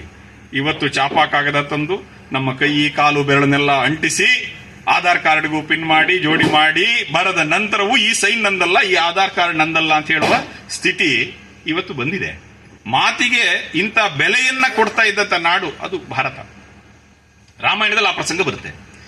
ಇದೇ ರೀತಿಯ ಇನ್ನೊಂದು ಪ್ರಸಂಗ ಭಾಗವತದಲ್ಲಿ ಬರುತ್ತೆ. ಭಾಗವತದಲ್ಲಿ ಬಲಿ ಹೆಸರನ್ನು ನಾವೆಲ್ಲ ಕೇಳಿದೀವಿ. ದೀಪಾವಳಿಗೂ ಬಲಿಗೂ ಸಂಬಂಧ ಇದೆ. ಬಲಿಪಾಡ್ಯಮಿ ದಿನ ಬಲಿನ ಕರೆದು ಪೂಜೆ ಮಾಡ್ತೀವಿ. ಬಲಿ ಒಬ್ಬ ರಾಕ್ಷಸ. ಕೆಲವರು ಈ ರೀತಿಯ ಪರಂಪರೆಯನ್ನ ಲೇವಡಿ ಮಾಡಿದವರು ಇದ್ದಾರೆ. ಇದೇನ್ರಿ ನೀವು ರಾಕ್ಷಸನ್ ಪೂಜೆ ಮಾಡ್ತೀರಾ ನೀವು ಅಂತ. ನಾವು ರಾಕ್ಷಸನ್ನು ಪೂಜೆ ಮಾಡ್ತೀವಿ, ಅವನು ಒಳ್ಳೆಯವನಾದ್ರೆ ಪೂಜೆ ಮಾಡ್ತೀವಿ. ಬಲಿ ಒಳ್ಳೆಯವನು ಅಂತ ಹೇಳ್ತಿದ್ದೀರಾ, ನಿಮ್ ದೇವರು ಬಂದು ಬಲಿನ ಮೆಟ್ಟು ಕೊಂದಿದ್ದು ಸರಿನಾ? ಹಂಗ ನಿಮ್ ದೇವರೇ ಸರಿ ಇಲ್ಲ ಅಂತ ಹೇಳ್ತಾರೆ ಇವತ್ತು. ಬಲಿ ಯಾಗ ಮಾಡ್ತಾ ಹೋದ್ನಂತೆ. 99 ಯಾಗ ಆಯ್ತು. ಇನ್ನೊಂದು ಯಾಗ ಮಾಡಿದ್ರೆ ಅವನಿಗೆ ಇಂದ್ರ ಪದವಿ. ಆ 100ನೇ ಯಾಗಕ್ಕೆ ಅವನು ಕೂತಿದ್ದಾಗ ದೇವತೆಗಳೆಲ್ಲ ಹೋಗಿ ವಿಷ್ಣುವನ್ನ ಕೇಳ್ಕೊಂಡ್ರು. ಒಂದು ಅನರ್ಥ ನಡೆದೋಗುತ್ತೆ. ಇನ್ನೊಂದು ಯಾಗ ಮಾಡಿದ್ರೆ ಅವನು ಇಂದ್ರ ಪದವಿಗೆ ಬಂದು ಬಿಡ್ತಾನೆ. ರಾಕ್ಷಸ ಬಂದು ಅಲ್ಲಿ ಕೂತ್ರೆ ಆಗಬಾರ್ದೆಲ್ಲ ಆಗುತ್ತೆ. ಪ್ರಶ್ನೆ ಇಲ್ಲಿ, ಅವನು ಒಳ್ಳೆಯವನಾದ್ರೆ ಯಾಗ ಮಾಡ್ತಾ ಇದ್ರೆ ಅವನು ಅಲ್ಲಿ ಬಂದು ಕೂತ್ರೆ ಸಮಸ್ಯೆ ಏನು ಅಂತ ಕೇಳಿದ್ರೆ, ಇದು ತುಂಬಾ ಮುಖ್ಯವಾದ ನಾವೆಲ್ಲರೂ ಗಮನ ಕೊಡಬೇಕಾದ ಸಂಗತಿ. ಬಲಿ ಒಳ್ಳೆಯವನು, ಅವನು ಮಾಡ್ತಾ ಇದ್ದಂತ ಒಳ್ಳೆಯ ಕೆಲಸದಿಂದ ಲಾಭ ಯಾರಿಗಾಗ್ತಾ ಇತ್ತು ಅಂತ ಕೇಳಿದ್ರೆ ರಾಕ್ಷಸರಿಗೆ ಲಾಭ ಆಗ್ತಾ ಇತ್ತು.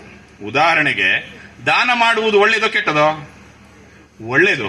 ಒಬ್ಬ ಭಯೋತ್ಪಾದಕ ಬಂದು ದಾನ ಕೇಳ್ತಾನೆ, ಕೊಟ್ರೆ ದಾನ ಮಾಡೋದು ಒಳ್ಳೇದು ಅಂತ ಅವನಿಗೆ ಹಣ ಕೊಟ್ರೆ ಮರುದಿನ ನಮ್ಮನೆಗೆ ಬಾಂಬಿಡ್ತಾನೆ.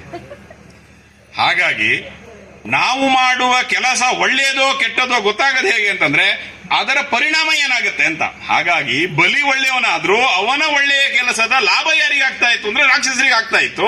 ಹಾಗಾಗಿ ಅದು ತಪ್ಪು. ಹಾಗಾಗಿ ವಿಷ್ಣು ಬಂದ. ವಿಷ್ಣು ಯಾವ ಅವತಾರದಲ್ಲಿ ಬಂದ ನೀವೆಲ್ಲ ಗೊತ್ತು, ಹೇಳಿ ಒಮ್ಮೆ. ಯಾವ ಅವತಾರದಲ್ಲಿ ಬಂದ? ವಾಮನ ಅವತಾರ. ಹೇಳಿ ಒಂದ್ಸರಿ ಎಲ್ಲರೂ ನೋಡೋಣ. ವಾಮನ ಅವತಾರದಲ್ಲಿ ಬಂದ. ಭಗವಂತನ ನಾಮಸ್ಮರಣೆ ಒಳ್ಳೇದಲ್ವಾ, ಪುಣ್ಯ ನಿಮಗೂ ಬರಲಿ ಅಂತ. ವಾಮನ ಅವತಾರದಲ್ಲಿ ಬಂದ. ಎತ್ತರ ಜಾಸ್ತಿನೋ ಕಡಿಮೆನೋ? ಎತ್ತರ ಕಡಿಮೆ ಇದ್ದು ಬಿಟ್ಟಿದ್ದಾನೆ. ಬಲಿ 100ನೇ ಯಾಗ ಮಾಡ್ಲಿಕ್ಕೆ, 1ನೇ ಯಾಗ ಮಾಡಿದರೆ ತುಂಬಾ ಜನರ ನೆತ್ತಿ ಮೇಲೆ ಕೋಡು ಬಂದಿದ್ದೆಲ್ಲ ಕಾಣುತ್ತೆ ಗಮನಿಸಿದ್ರೆ. ಒಂದ್ ಯಾಗ ಮಾಡಿದ್ರೆ ತಪ್ಪು ತಿಳ್ಕೊಳ್ಬೇಡಿ, ಯಾಗ ಮಾಡಿದವರೆಲ್ಲ. ಇನ್ನು 100 ಯಾಗ ಮಾಡಿದಾಗ ಏನಾಗ್ಬೋದು?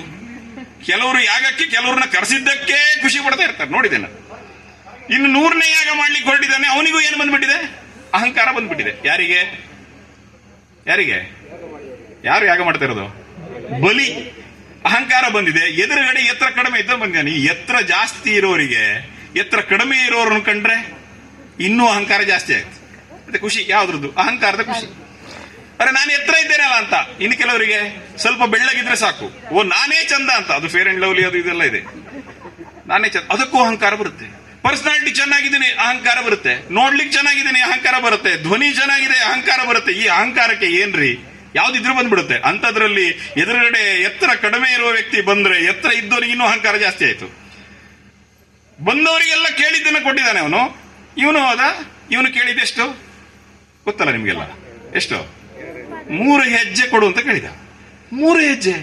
ಸಪ್ತದ್ವೀಪ ವಸುಂಧರ ಅಂತ ಹೇಳ್ತಾರೆ. 7 ದ್ವೀಪಗಳಿರುವ ವಸುಂಧರೆ.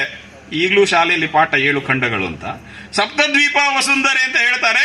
ಅದರಲ್ಲಿ ಒಂದನ್ನು ಬೇಕಾದ್ರೆ ದಾನ ಕೊಟ್ಬಿಡ್ತೇನೆ, ನೀನು ಹೋಗಿ ಹೋಗಿ 3 ಹೆಜ್ಜೆ ಕೇಳ್ತಾ ಇದೆಯಲ್ಲ ಮರೆಯ, ಏನಾಗಿದೆ ನಿನಗೆ? ಕೇಳು, ಏನ್ ಬೇಕು ಕೇಳುತ್ತ? ನನಗೆ 3 ಹೆಜ್ಜೆ ಸಾಕು. ಸರಿ ಕೊಟ್ಟೆ ಅಂತ ಹೇಳ್ದ ಅವನು. ಪಕ್ಕದಲ್ಲಿ ಒಬ್ಬರು ನಿಂತ್ಕೊಂಡಿದ್ರು. ಅವ್ರ ಹೆಸರು ಶುಕ್ರಾಚಾರ್ಯ ಅಂತ, ರಾಕ್ಷಸರಿಗೆ ಗುರುಗಳು. ಇಲ್ಲಿ ದಶರಥನ ಪಕ್ಕದಲ್ಲಿ ಒಬ್ರು ನಿಂತ್ಕೊಂಡಿದ್ರು. ಹೇಳಿದ್ರಲ್ಲ ಅವಾಗ, ಯಾರು ಹೇಳಿ? ವಸಿಷ್ಠರು. ಅವ್ರೇನು ಹೇಳಿದ್ರು? ಮಾತು ಕೊಟ್ಟು ಒಳಗೆ ಬಂದಿದೆಯಾ, ಕೊಟ್ಟ ಮಾತನ್ನ ಉಳಿಸ್ಕೊ, ಮಗನ್ನ ಕಳಿಸು ಅಂತ. ಇವ್ರು ಹೇಳಿದ್ರು ಮಾತನ್ನ ನಿಲ್ಲಿಸು, ಇಲ್ಲಿ ಕೊಡ್ತೀನಿ ಅಂತ ಹೇಳಿದ್ಯಲ್ಲ, ಆಗಲ್ಲ ಅಂತ ಹೇಳುವಂತ. ಗುರುಗಳೇ ಮಾತು ಕೊಟ್ಟಿದ್ದೀನಿ ತಂದ. ಸಾವೇ ಬಂದಿದೆ ಕಣೋ, ಸಾವು ಬಂದಾಗ ಸುಳ್ಳು ಹೇಳ್ಬೋದು ಅಂತ ಹೇಳಿದ್ರು. ನೀವು ನಾಳೆ ಮನೆಗೆ ಹೋಗಿ ಹೇಳ್ಬಿಡಿ, ಇದು ಶುಕ್ರಾಚಾರ್ಯ ಹೇಳಿದ್ದು, ನಾನಲ್ಲ. ಶುಕ್ರಾಚಾರ್ಯ ಹೇಳಿದ್ರು ಸಾವು ಬಂದಾಗ ಸುಳ್ಳು ಹೇಳ್ಬೋದು ಅಂತ. ಅವನು ಪಕ್ಕದಲ್ಲಿ ಹೆಂಡತಿ ಇದ್ಲು. ಹೆಂಡತಿ ಕಡೆ ನೋಡಿದಂತೆ. ಯಾರು? ಬಲಿ. ಕೊಡಿ ಕೊಡಿ ಇಲ್ಲೋಳು. ಅಬ್ಬ, ಹೆಂಡತಿನೂ ಹೀಗಿರ್ತಾರೆ ನೋಡಿ, ಒಳ್ಳೆ ಹೆಂಡತಿ ಯಾರು ಹೀಗಿರ್ತಾರೆ. ಕೊಡಿ, ನೀವು ಮಾತು ಕೊಟ್ಟಿದ್ದೀರಿ, ಮಾತು ಉಳಿಯೋದು ಮುಖ್ಯ, ಕೊಡಿ ಅಂತ ಹೇಳಿದ್ರು. ಕೊಟ್ಟ. ತ್ರಿವಿಕ್ರಮನಾಗಿ ಬೆಳೆದ. 1ನೇ ಹೆಜ್ಜೆಯಲ್ಲಿ ಭೂಮಿ ಎಲ್ಲ ಹೋಯ್ತು. 2ನೇ ಹೆಜ್ಜೆಯಲ್ಲಿ ಉಳಿದ ಎಲ್ಲ ಸುತ್ತಲ ವಿತ್ತಲ ಪಾತಾಳ ಎಲ್ಲವನ್ನ ಅವನೇನೇನು ಗೆದ್ದಿದ್ದು ಎಲ್ಲವನ್ನು. ಈಗ 3ನೇ ಹೆಜ್ಜೆ ಇಡಬೇಕು, ಎಲ್ಲಿ ಇಡ್ಲಿ ಅಂತ ಕೇಳ್ದ. ನನ್ನ ತಲೆ ಮೇಲೆ ಇಡು ಅಂತ ಹೇಳ್ದ. ತಕ್ಷಣ ನಮ್ಮ ಬುದ್ಧಿಜೀವಿಗಳಿಗೆಲ್ಲ ಪ್ರಶ್ನೆ ಬಂತು, ಅಲ್ಲರಿ ಮೊದಲ ಕಾಲಲ್ಲೇ ಭೂಮಿ ಎಲ್ಲ ಬಂದಿತ್ತು, ಎರಡನೇ ಕಾಲಲ್ಲಿ ಉಳಿದೆಲ್ಲ ಲೋಕಗಳು ಬಂದಿತ್ತಲ್ಲ, ಇವನ್ ತಲೆಯಲ್ಲಿ ಉಳಿದಿದ್ದು ಅಂತ ಕೇಳಿದ್ರು. ಲಕ್ಷ್ಮೀ ತೋಳ್ಪಡೆಯವರು ಉತ್ತರ ಕೊಟ್ಟಿದ್ದಾರೆ ತುಂಬಾ ಚೆನ್ನಾಗಿ. ಅವನ ತಲೆಯಲ್ಲಿ ಇದ್ದದ್ದು ಅಹಂಕಾರ, ಅದು ಭೂಮಿಗಿಂತ ದೊಡ್ಡದು. ಆ ಅಹಂಕಾರ ಭೂಮಿಗಿಂತ ದೊಡ್ಡದಾದ್ರಿಂದ ಅದರ ತಲೆ ಮೇಲೆ ಕಾಲಿಡಬೇಕಾಗಿದೆ, ಅದರ ತಲೆ ಮೇಲೆ ವಾಮನನ ಕಾಲಿಡಬೇಕಾಗಿದೆ, ಅದರ ತಲೆಯ ಮೇಲೆ ವಿಷ್ಣುವಿನ ಪಾದ ತಾಗಬೇಕಾಗಿದೆ, ಇಟ್ಟು ದೊಬ್ಬಬೇಕಾಗಿದೆ. ಪಾತಾಳಕ್ಕೆ ಹೋದ. ಈಗ ಬಲಿದ್ವೀಪ ಅಂತ ಹೇಳ್ತಾರೆ, ಅದೇ ಇರ್ಬೇಕು, ಬಾಲಿ ಅಂತ ಕರೀತಾರೆ. ಅಲ್ಲಿ ಹೋದ ಮೇಲೆ ಈ ವಿಷ್ಣು ಹೋಗಿ 1 ವರ್ಷ ಆ ಬಲಿಯ ಕೋಟೆಯ ಬಾಗಿಲ ಕಾವಲು ಮಾಡಿದಂತೆ. ಹಬ್ಬ ನಮ್ಮ ವಿಷ್ಣುಗೆ ಎಂತ ಆಗಿತ್ತು ಗೊತ್ತಿಲ್ಲ. ಹೋಗಿ ಕಾವಲು ಮಾಡಿದಲ್ಲಿ ರಾಕ್ಷಸನ ಮನೆಯ ಕೋಟೆ ಬಾಗಿಲನ್ನ 1 ವರ್ಷ ಕಾದಿದ್ದು. ಅದಕ್ಕೆ ದಾಸರು ಹೇಳಿದ್ರು, ಹೂವ ತರುವರ ಮನೆಗೆ ಹುಲ್ಲ ತರುವ ಅವಲ ಕುಮೀರಮಣ ಇವಗಿಲ್ಲ ಗರುವ. ಹೂವ ತರುವರ ಮನೆಗೆ ಹುಲ್ಲ ತರುವ. ನೀವು ಹೂ ತಗೊಂಡೋಗಿ ಅವನ ಹತ್ರ ಹಾಕಿದ್ರೆ ನಿಮ್ಮನೆ ಹುಲ್ಲಿನ ಹೊರೆ ಅವನೇ ಹೊತ್ಕೊಂಡ್ ಬರ್ತಾನಂತ. ಕಾರಣ ಯಾಕೆ ಅಂದ್ರೆ ಬಲಿಗೆ ಅಹಂಕಾರ ಇತ್ತು, ವಿಷ್ಣುವಿಗೆ ಅಹಂಕಾರವಿಲ್ಲ. ಅವ ಲಕುಮೀ ರಮಣ ಇವಗಿಲ್ಲ ಗರುವ. ಅವನು ಭಗವಂತ ಲಕುಮಿಗೆ, ಲಕ್ಷ್ಮಿಗೆ, ಸಂಪತ್ತಿಗೆ ಅವನು ರಮಣ, ಗಂಡ, ಅಧಿಪತಿ, ಅವನೇ ಓನರ್. ಇಲ್ಲಿ ಹೆಣ್ಣು ಗಂಡು ಅಂತ ತಗೋಬೇಡಿ. ಸಂಪತ್ತಿನ ಒಡೆಯ ಅವನಾಗಿರೋದ್ರಿಂದ ಅವನಿಗೆ ಗರ್ವ ಬಂದಿಲ್ಲ. ನಾವು ಸಂಪತ್ತಿಗೆ ದಾಸರಾಗಿರೋದ್ರಿಂದ ನಮಗೆ 10 ರೂಪಾಯಿ ಬಂದರೂ ಗರ್ವ ಬಂದ್ಬಿಡುತ್ತೆ. ಹೂವ ತರುವರ ಮನೆಗೆ ಹುಲ್ಲ ತರುವ. ಮಹಾಭಾರತ ಯುದ್ಧ ನಡೀತಾ ಇತ್ತು. ಎಷ್ಟು ದಿನ ನಡೀತಾ ಹೇಳಿ? 18 ದಿನ ನಡೀತು.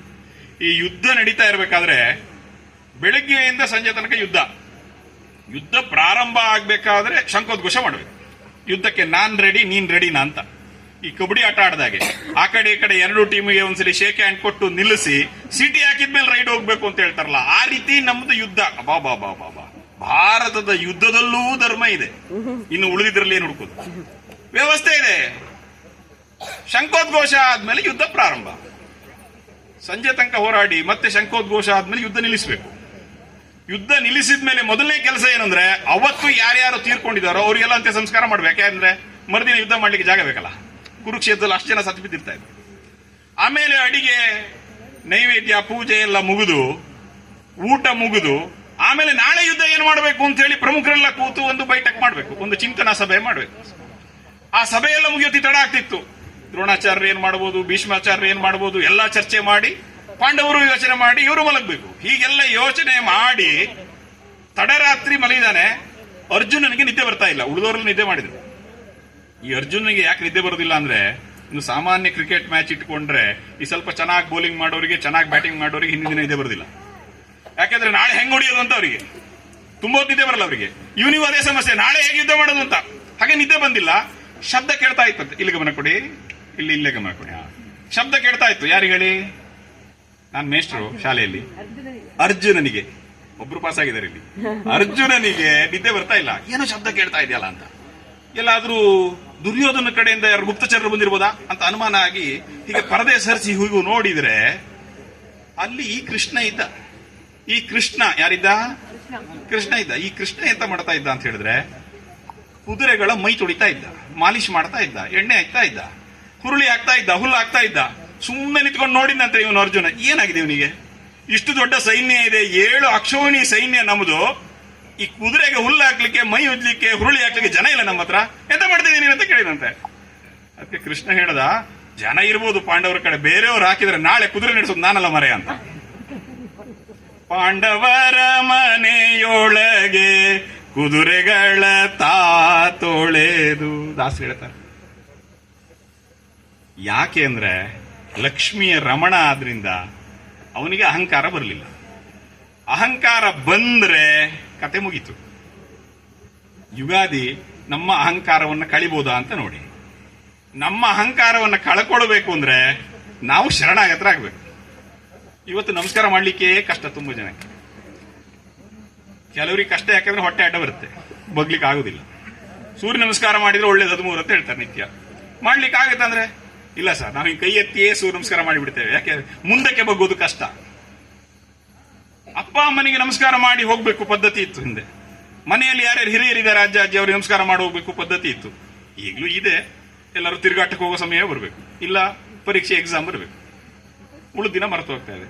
ಜೋಡಿಸಬಹುದಾ ಇದನ್ನ? ನೋಡ್ಬೋದು. ಇವತ್ತಿನ ಯುಗಾದಿಯ ಒಂದು ಒಳ್ಳೆ ಕೆಲಸ ಅಂದ್ರೆ ನಮ್ಮನೇಲಿರೋ ಹಿರಿಯರಿಗೆ ನಾವು ನಮಸ್ಕಾರ ಮಾಡುದು, ಸೊಸೆ ಅತ್ತೆಗೆ ನಮಸ್ಕಾರ ಮಾಡುವುದು, ಅತ್ತೆ ಮಾವನಿಗೆ ನಮಸ್ಕಾರ ಮಾಡುವುದು.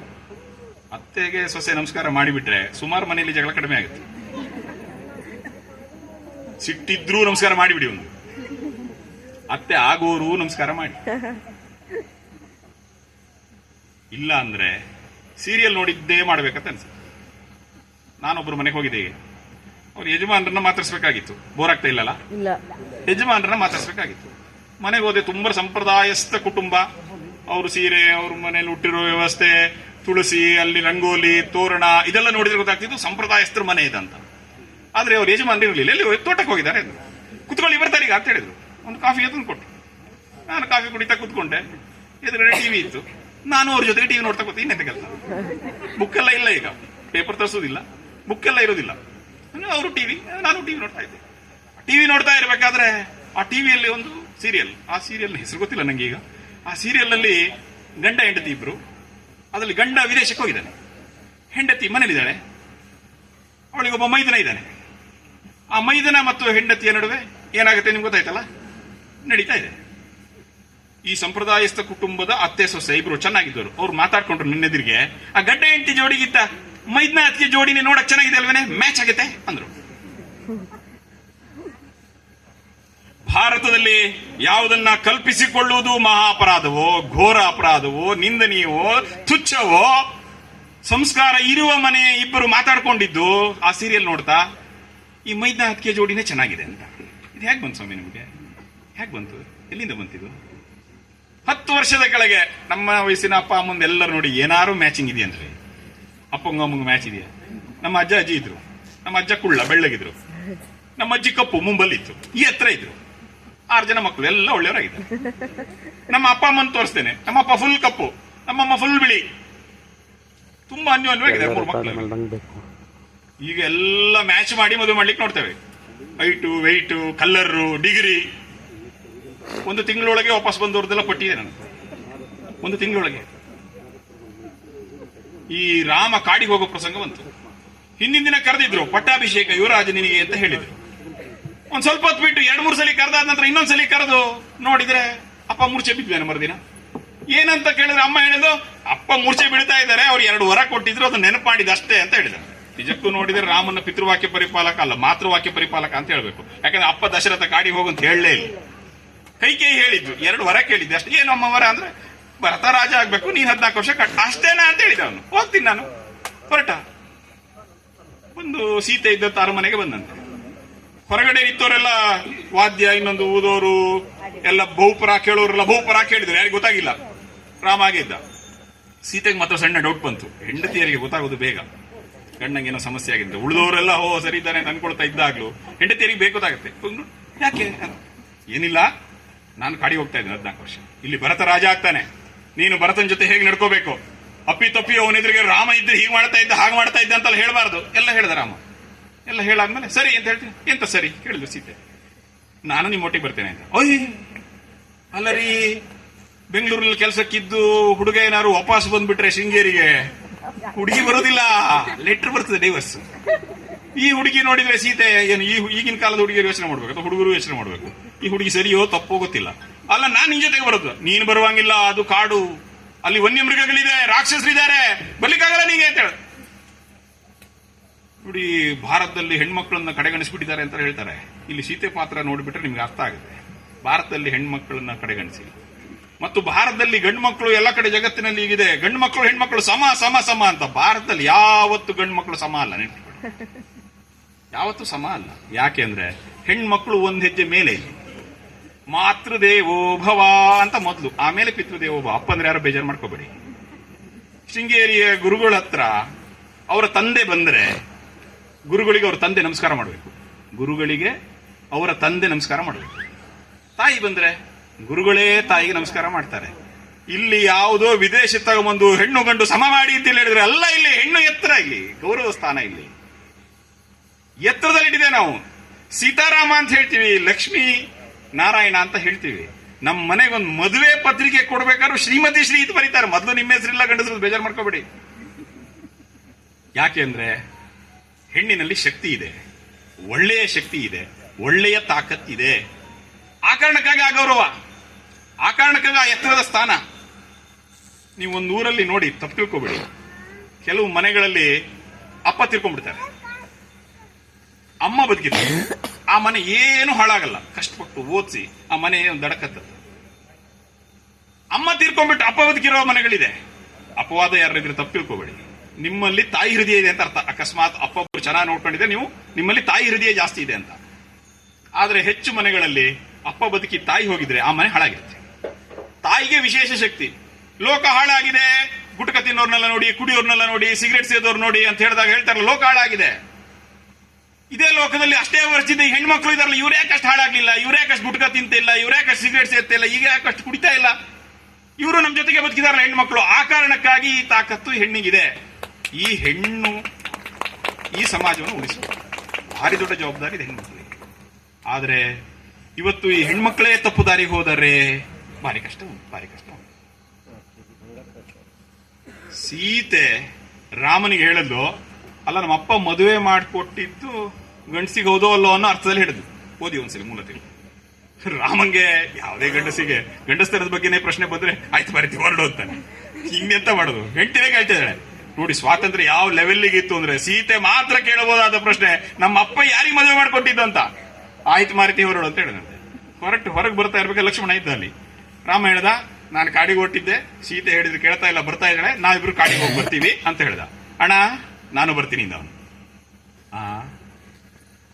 ದೊಡ್ಡಣ್ಣ ಹೊರಟ್ರೆ ತೋಟ ನಮಗ್ ಬಂತು ಅಂತ ಹೇಳೋ ಕಾಲ. ಇಲ್ಲಿ ನೋಡಿದ್ರೆ ಅಣ್ಣ ಹೊರಟ್ರೆ ಅಣ್ಣ ನಾನು ಬರ್ತೀನಿ ಅಂತ ಹೇಳ್ತಾನೆ. ಯಾಕೆ ಮರೆಯ, ನೀನ್ ಬೇಡ, ನನ್ಗೆ 14 ವರ್ಷ ಕಾಡಿಗೆ ಹೋಗ್ಬೇಕು ಅಂತ ಅಮ್ಮ ಕೇಳಿದೆ, ನನ್ನನ್ನ ನಿನಗಲ್ಲ, ನೀನ್ ಇಲ್ಲೆಲ್ಲ ಬೇಕಾಗತ್ತೆ. ನೀ ಸೀತೆ ಹತ್ರ ಅಮ್ಮ ಅತಿ ಹತ್ರ ಮಾತಾಡ್ತಿರೋದನ್ನೆಲ್ಲ ನೋಡ್ದೆ ನಾನು. ಏನ್ ಹೇಳ್ತಾ ಇದ್ದೀನಿ ನೀನು? ಭರತ ರಾಜ ಆಗ್ತಾನೆ, ಅವನ ಜೊತೆ ಹೇಗೆ ನಡ್ಕೋಬೇಕು, ಇಲ್ಲಿ ಮಾತೆಯರು ರಾಜಮಾತೆಯರು ಇರ್ತಾರೆ, ಅವ್ರ ಜೊತೆ ಹೇಗೆ ನಡ್ಕೋಬೇಕು ಎಲ್ಲ ಹೇಳ್ತಾ ಇದ್ದಿ. ಬಿಟ್ರೆ ಲಕ್ಷ್ಮಣ ಇಲ್ಲಿರ್ತಾನೆ, ಅವನ ಜೊತೆ ಹೇಗೆ ನಡ್ಕೋಬೇಕು ಅಂತ ಹೇಳ್ದೆ ನೀನು? ಹೇಳಿಲ್ಲ, ನಿಂಗೂ ಗೊತ್ತಿತ್ತು ನಾನು ಬರ್ತೀನಿ ಅಂತ, ನಾನು ಹೊರಟೆ ನಿನ್ ಜೊತೆಗೆ ಅಂತ ಹೇಳಿದೆ. ಎಂತ ಬದುಕು ಕಟ್ಟಿಕೊಟ್ಟಿದೆ. ಬರೀ ಕತೆ ಅಲ್ಲ ಇದು, ಬರೀ ಪಾರಾಯಣಕ್ಕೆ ಮಾತ್ರ ಇಲ್ಲ, ಪಾರಾಯಣನ ಕಡೆಗಣಿಸ್ತಾ ಇಲ್ಲ, ಪಾರಾಯಣಕ್ಕೆ ಮಾತ್ರ ಇಲ್ಲ. ನಮ್ಮ ಬದುಕಿನ ಜೊತೆಗೆ ಅಳವಡಿಸ್ಕೊಳ್ಳಿಕ್ಕಿದೆ ಅಲ್ಲ ಇದು. ಎಂತೆಂತ ಸಂಗತಿಗಳಿದೆ. ಈ ಲಕ್ಷ್ಮಣ ಹೋಗಿ ಅಮ್ಮನ ಹತ್ರ ಹೋದಂತೆ, ಕೌಸಲ್ಯ ಹತ್ರ ರಾಮ ಹೋದ್ರೆ ಕೌಸಲ್ಯ ಹೇಳಿದ್ರು ನೀವು ಹೋಗ್ಬೇಕಾಗಿಲ್ಲ. ಯಾರು ಹೇಳಿದ್ ನಿನಗೆ? ನೀನೇ ರಾಜ ಆಗ್ಬೇಕಂತ ಹೇಳಿದ್ರು ಕೌಸಲ್ಯ. ಲಕ್ಷ್ಮಣ ಹೋಗಿ ಅವನ ಅಮ್ಮನ ಹತ್ರ ಹೇಳಿದ್ರು. ಅಮ್ಮ ಯಾರು ಸುಮಿತ್ರೆ ಹತ್ರ ಹೋಗಿದ್ರು. ಸುಮಿತ್ರೆ ಹೇಳದಂತೆ, ರಾಮಂ ದಶರಥಂ ವಿದ್ಯೆ ಮಾಂ ವಿದ್ಯೆ ಜನಕಾತ್ಮಜಾಂ ಅಯೋಧ್ಯಾಂ ಅಟವೀಂ ವಿದ್ಯೆ ಗಚ್ಚತಾ ಯಥಾ ಸುಖಂ ಅಂತ ಹೇಳ್ಬಿಟ್ಲು. ಅಯ್ಯಪ್ಪ, ಯಾವ ಮಹಾತಾಯಿ ಮರ್ರೆ, ಎಲ್ಲಿ ಹುಟ್ಟಿದ್ದು? ಸುಮಿತ್ರೆ ಮಾತ್ರ ಹೀಗೆ ಹೇಳ್ಬೋದು. ರಾಮನಂತದ್ದೇ ಇನ್ನೊಂದು ಪಾತ್ರ, ಅಷ್ಟು ದೊಡ್ಡ ಪಾತ್ರ, ಸುದ್ದಿಗೆ ಬರದೇ ಇರೋ ಪಾತ್ರ ಯಾವ್ದಾದ್ರು ರಾಮಾಯಣದಲ್ಲಿ ಇದ್ರೆ ಸುಮಿತ್ರೆ ಅಂತ ಹೇಳ್ತಾರೆ, ಹೆಣ್ಣು ಪಾತ್ರ. ಎಂತ ಆರಾಮ್ಸೆ ಹೇಳ್ಬಿಟ್ಲು, ರಾಮಂ ದಶರಥಂ ವಿದ್ಯೆ. ನೀ ಕಾಡಿಗೆ ಹೋಗ್ತಾ ಇದೀಯಾ, ಆ ಕಾಡಿನಲ್ಲಿ ನಿನಗೆ ಅಪ್ಪ ದಶರಥ ಇರಲ್ಲ, ರಾಮನ್ನೇ ಅಪ್ಪ ಅಂತ ಅಂದ್ಕೋ ಅಂತ ಹೇಳಿದ್ರು. ಮಾಂ ವಿದ್ಯೆ ಜನಕಾತ್ಮಜಾಂ, ನಾನಲ್ಲಿ ಬರಲ್ಲ, ಸೀತೆಯಲ್ಲೇ ಸುಮಿತ್ರೆಯನ್ನ ನೋಡು. ಅಯೋಧ್ಯಾಂ ಅಟವೀಂ ವಿದ್ಯೆ, ಅಯೋಧ್ಯೆಯಲ್ಲಿ ಆ ಕಷ್ಟದ ಕಾನನ ಕಾಡಿಯಲ್ಲಿ. ಆದ್ರೆ ಹೇಳ್ತಾ ಇದ್ದಾಳೆ, ಆ ಕಾಡನ್ನೇ ಅಯೋಧ್ಯೆ ಅಂತ ಅನ್ಕೋ ಮಗನೇ, ಗಚ್ಚತಾ ಯಥಾಸು, ಸುಖವಾಗಿ ಹೋಗ್ಬಾ ಮಗನೇ ಅಂತ. ಅಬ್ಬಾ ಎಷ್ಟು ಕಷ್ಟ ಇದೆ. ನಮ್ಮ ಜಾಗದಲ್ಲಿ ನಾವೇನಾದ್ರು ಸುಮಿತ್ರೆ ಜಾಗದಲ್ಲಿ ಇದ್ದು ನನ್ ಮಗ ಬಂದ್ಬಿಟ್ಟು ನಾನು ಅಣ್ಣನ ಜೊತೆ ಕಾಡಿಗೆ ಹೋಗ್ತಿದ್ದೀನಿ ಅಂತ ಹೇಳಿದ್ರೆ, ನಾವು ಸುಮಿತ್ರೆ ಮಾತು ಹೇಳಬೇಕು ಅಂತಂದ್ರೆ ಎಷ್ಟು ಎತ್ತರಕ್ಕೆ ಹೋಗ್ಬೇಕು ಅಂದ್ರೆ ಸುಮಿತ್ರೆನ ಓದ್ಬೇಕು, ರಾಮಾಯಣ ಓದ್ಬೇಕು.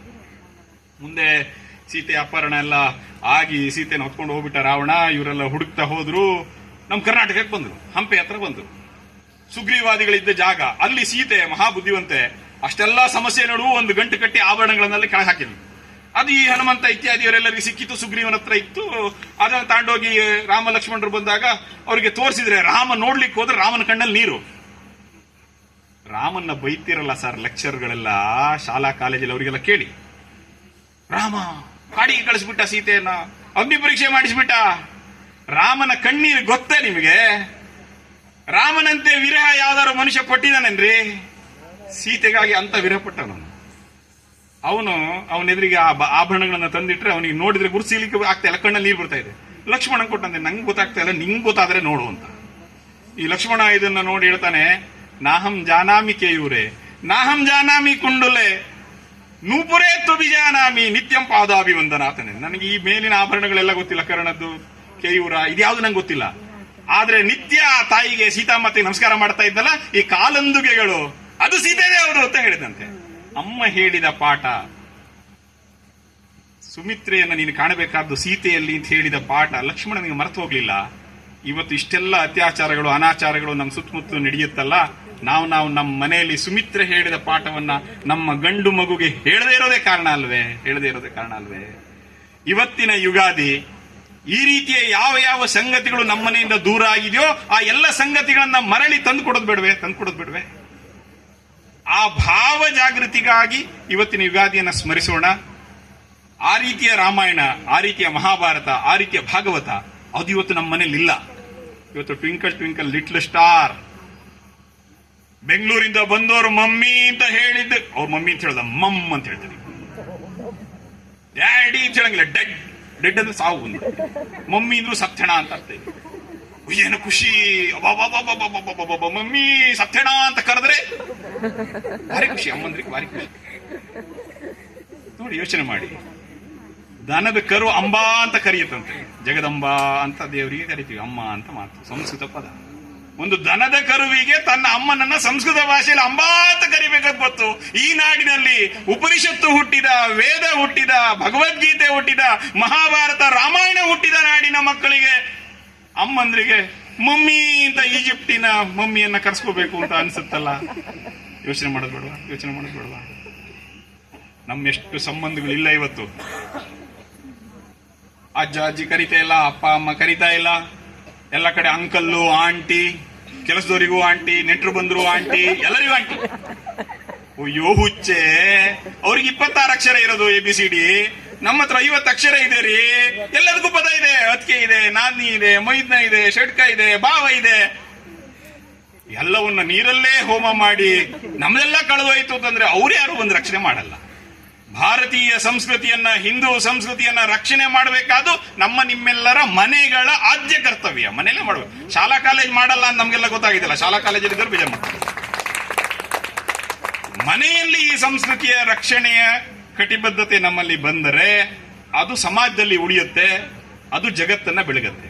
ಇವತ್ತಿಗೂ ಭಾರತದಲ್ಲಿ ಹುಡುಕಿದರೆ ಯಾವ್ದ್ಯಾವ್ದು ವೇದಗಳ ಕಾಲದಲ್ಲಿ, ಉಪನಿಷತ್ತುಗಳ ಕಾಲದಲ್ಲಿ ಇತ್ತು ಅಂತ ಹೇಳ್ತೀವೋ ಆ ರೀತಿಯಲ್ಲಿ ಈಗಲೂ ಇದೆ. ವೇದವನ್ನ ಕಂಠಪಾಠ ಮಾಡಿ ಹೇಳೋರು ಇದ್ದಾರೆ, ಅಮರಕೋಶವನ್ನ ಕಂಠಪಾಠ ಮಾಡಿ ಹೇಳೋರು ಇದ್ದಾರೆ, ಭಗವದ್ಗೀತೆಯನ್ನ ಕಂಠಪಾಠ ಮಾಡಿ ಹೇಳ್ತಿರೋರು ಇದ್ದಾರೆ, ಸಂಸ್ಕೃತದಲ್ಲೇ ಭಾಷಣ ಮಾಡುವಂತ ಮಾತಾಡುವಂತ ಊರುಗಳು ಇದಾವೆ.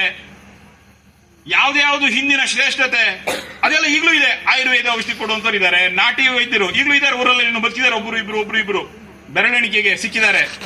ಜಾನಪದ ಗೀತೆ ಹೇಳೋರು ಇದ್ದಾರೆ. ಯಾವ್ದ್ಯಾವ್ದು ನಮ್ಮ ದೇಶದ ಮೂಲ ಸಂಗತಿಯೋ ಅದೆಲ್ಲ ಇದೆ. ಯಕ್ಷಗಾನ ಮಾಡೋರು ಈಗಲೂ ಇದ್ದಾರೆ. ಇನ್ನೊಂದು 50 ವರ್ಷದ ನಂತರ ನಮ್ಮ ಶಿಕ್ಷಣ ವ್ಯವಸ್ಥೆಯಲ್ಲಿ ಈ ರೀತಿಯ ಸಂಗತಿಗಳನ್ನ ನಾವು ಗಮನಿಸದೆ ಹೋದ್ರೆ, ಇಂಗ್ಲಿಶಿನ ಹಿಂದೆ ಹೋಗಿದ್ದೆ ಹೌದಾದ್ರೆ ಇದು ಯಾವುದು ಇರಲ್ಲ, ಬರೆದಿಟ್ಕೊಳ್ಳಿ. ಇವತ್ತು ನಾವು ಹೇಳ್ಬೋದು ನಮ್ಮ ಕಣ್ಣು ಮುಂದೆ ಇದ್ದಾರೆ ಅಂತ ಹೇಳಲಿಕ್ಕೆ ನಾವೆಲ್ಲ ಸಾಕ್ಷಿ. ಇನ್ನು 50 ವರ್ಷದ ನಂತರದ, ಇನ್ನು 2 ತಲೆಮಾರಿನ ನಂತರದ ಪೀಳಿಗೆಯವರು ನಮ್ಮನ್ನೇ ಎಲ್ಲ ಬಲಿ ಕೊಡ್ತಾರೆ. ಯಾಕೆ? ಇವ್ರ ಕಾಲದಲ್ಲಿ ಇತ್ತು, ಇವರೇ ಇದನ್ನ ನಾಶ ಮಾಡಿದ್ದು. ಯಾಕೆ ಅಂದ್ರೆ ಇವರು ಮನೆ ಒಂದು 3 ಬಾಗಿಲು ನೋಡಿದ್ರು ಸಮಯ ಕಳೀತಾ ಇದ್ರು. ಇವ್ರಿಗೆ ರಾಮಾಯಣ ಓದಲಿಕ್ಕೆ ಪುರ್ಸೊತ್ತಿರ್ಲಿಲ್ಲ, ಭಾಗವತ ಅಂದ್ರೆ ಗೊತ್ತಿರ್ಲಿಲ್ಲ ಇವರಿಗೆ, ಮಹಾಭಾರತ ಅಂದ್ರೆ ಕೇಳೇ ಇರಲಿಲ್ಲ. ಇವರು ಸೀರಿಯಲ್ ನಲ್ಲಿ ಇದ್ರು, ಇವರು ಮೊಬೈಲ್ ನಲ್ಲಿ ಇದ್ರು. ಮೊನ್ನೆ ಒಂದು ಮನೆಗೆ ಹೋಗಿದ್ದೆ, 65 ವರ್ಷದ ತಾಯಿ. ಎಷ್ಟು ವರ್ಷದವರು? 65 ವರ್ಷದವರು. ಒಂದು ಮಾತು ಕೇಳ್ತೀನಿ, ಹೇಳ್ತೀರಾ ಅಂತ ಕೇಳಿದ್ರು. ಹೇಳಿ ಅಮ್ಮ ಅಂದೆ. ನಾನು ನನ್ನ ಮೊಬೈಲ್ ಒಂದು ಆಂಡ್ರಾಯ್ಡ್ ಕೊಡ್ಸಿದ್ದಾರೆ ಮಗ, ಇದರಲ್ಲಿ ನೋಡ್ತೀನಲ್ಲ, ಅದ್ ಏನ್ ನೋಡ್ತೀನಿ ನನ್ನ ಮಗನ್ ಗೊತ್ತಾಗತ್ತಾ ಅಂತ ಕೇಳಿದ್ರು.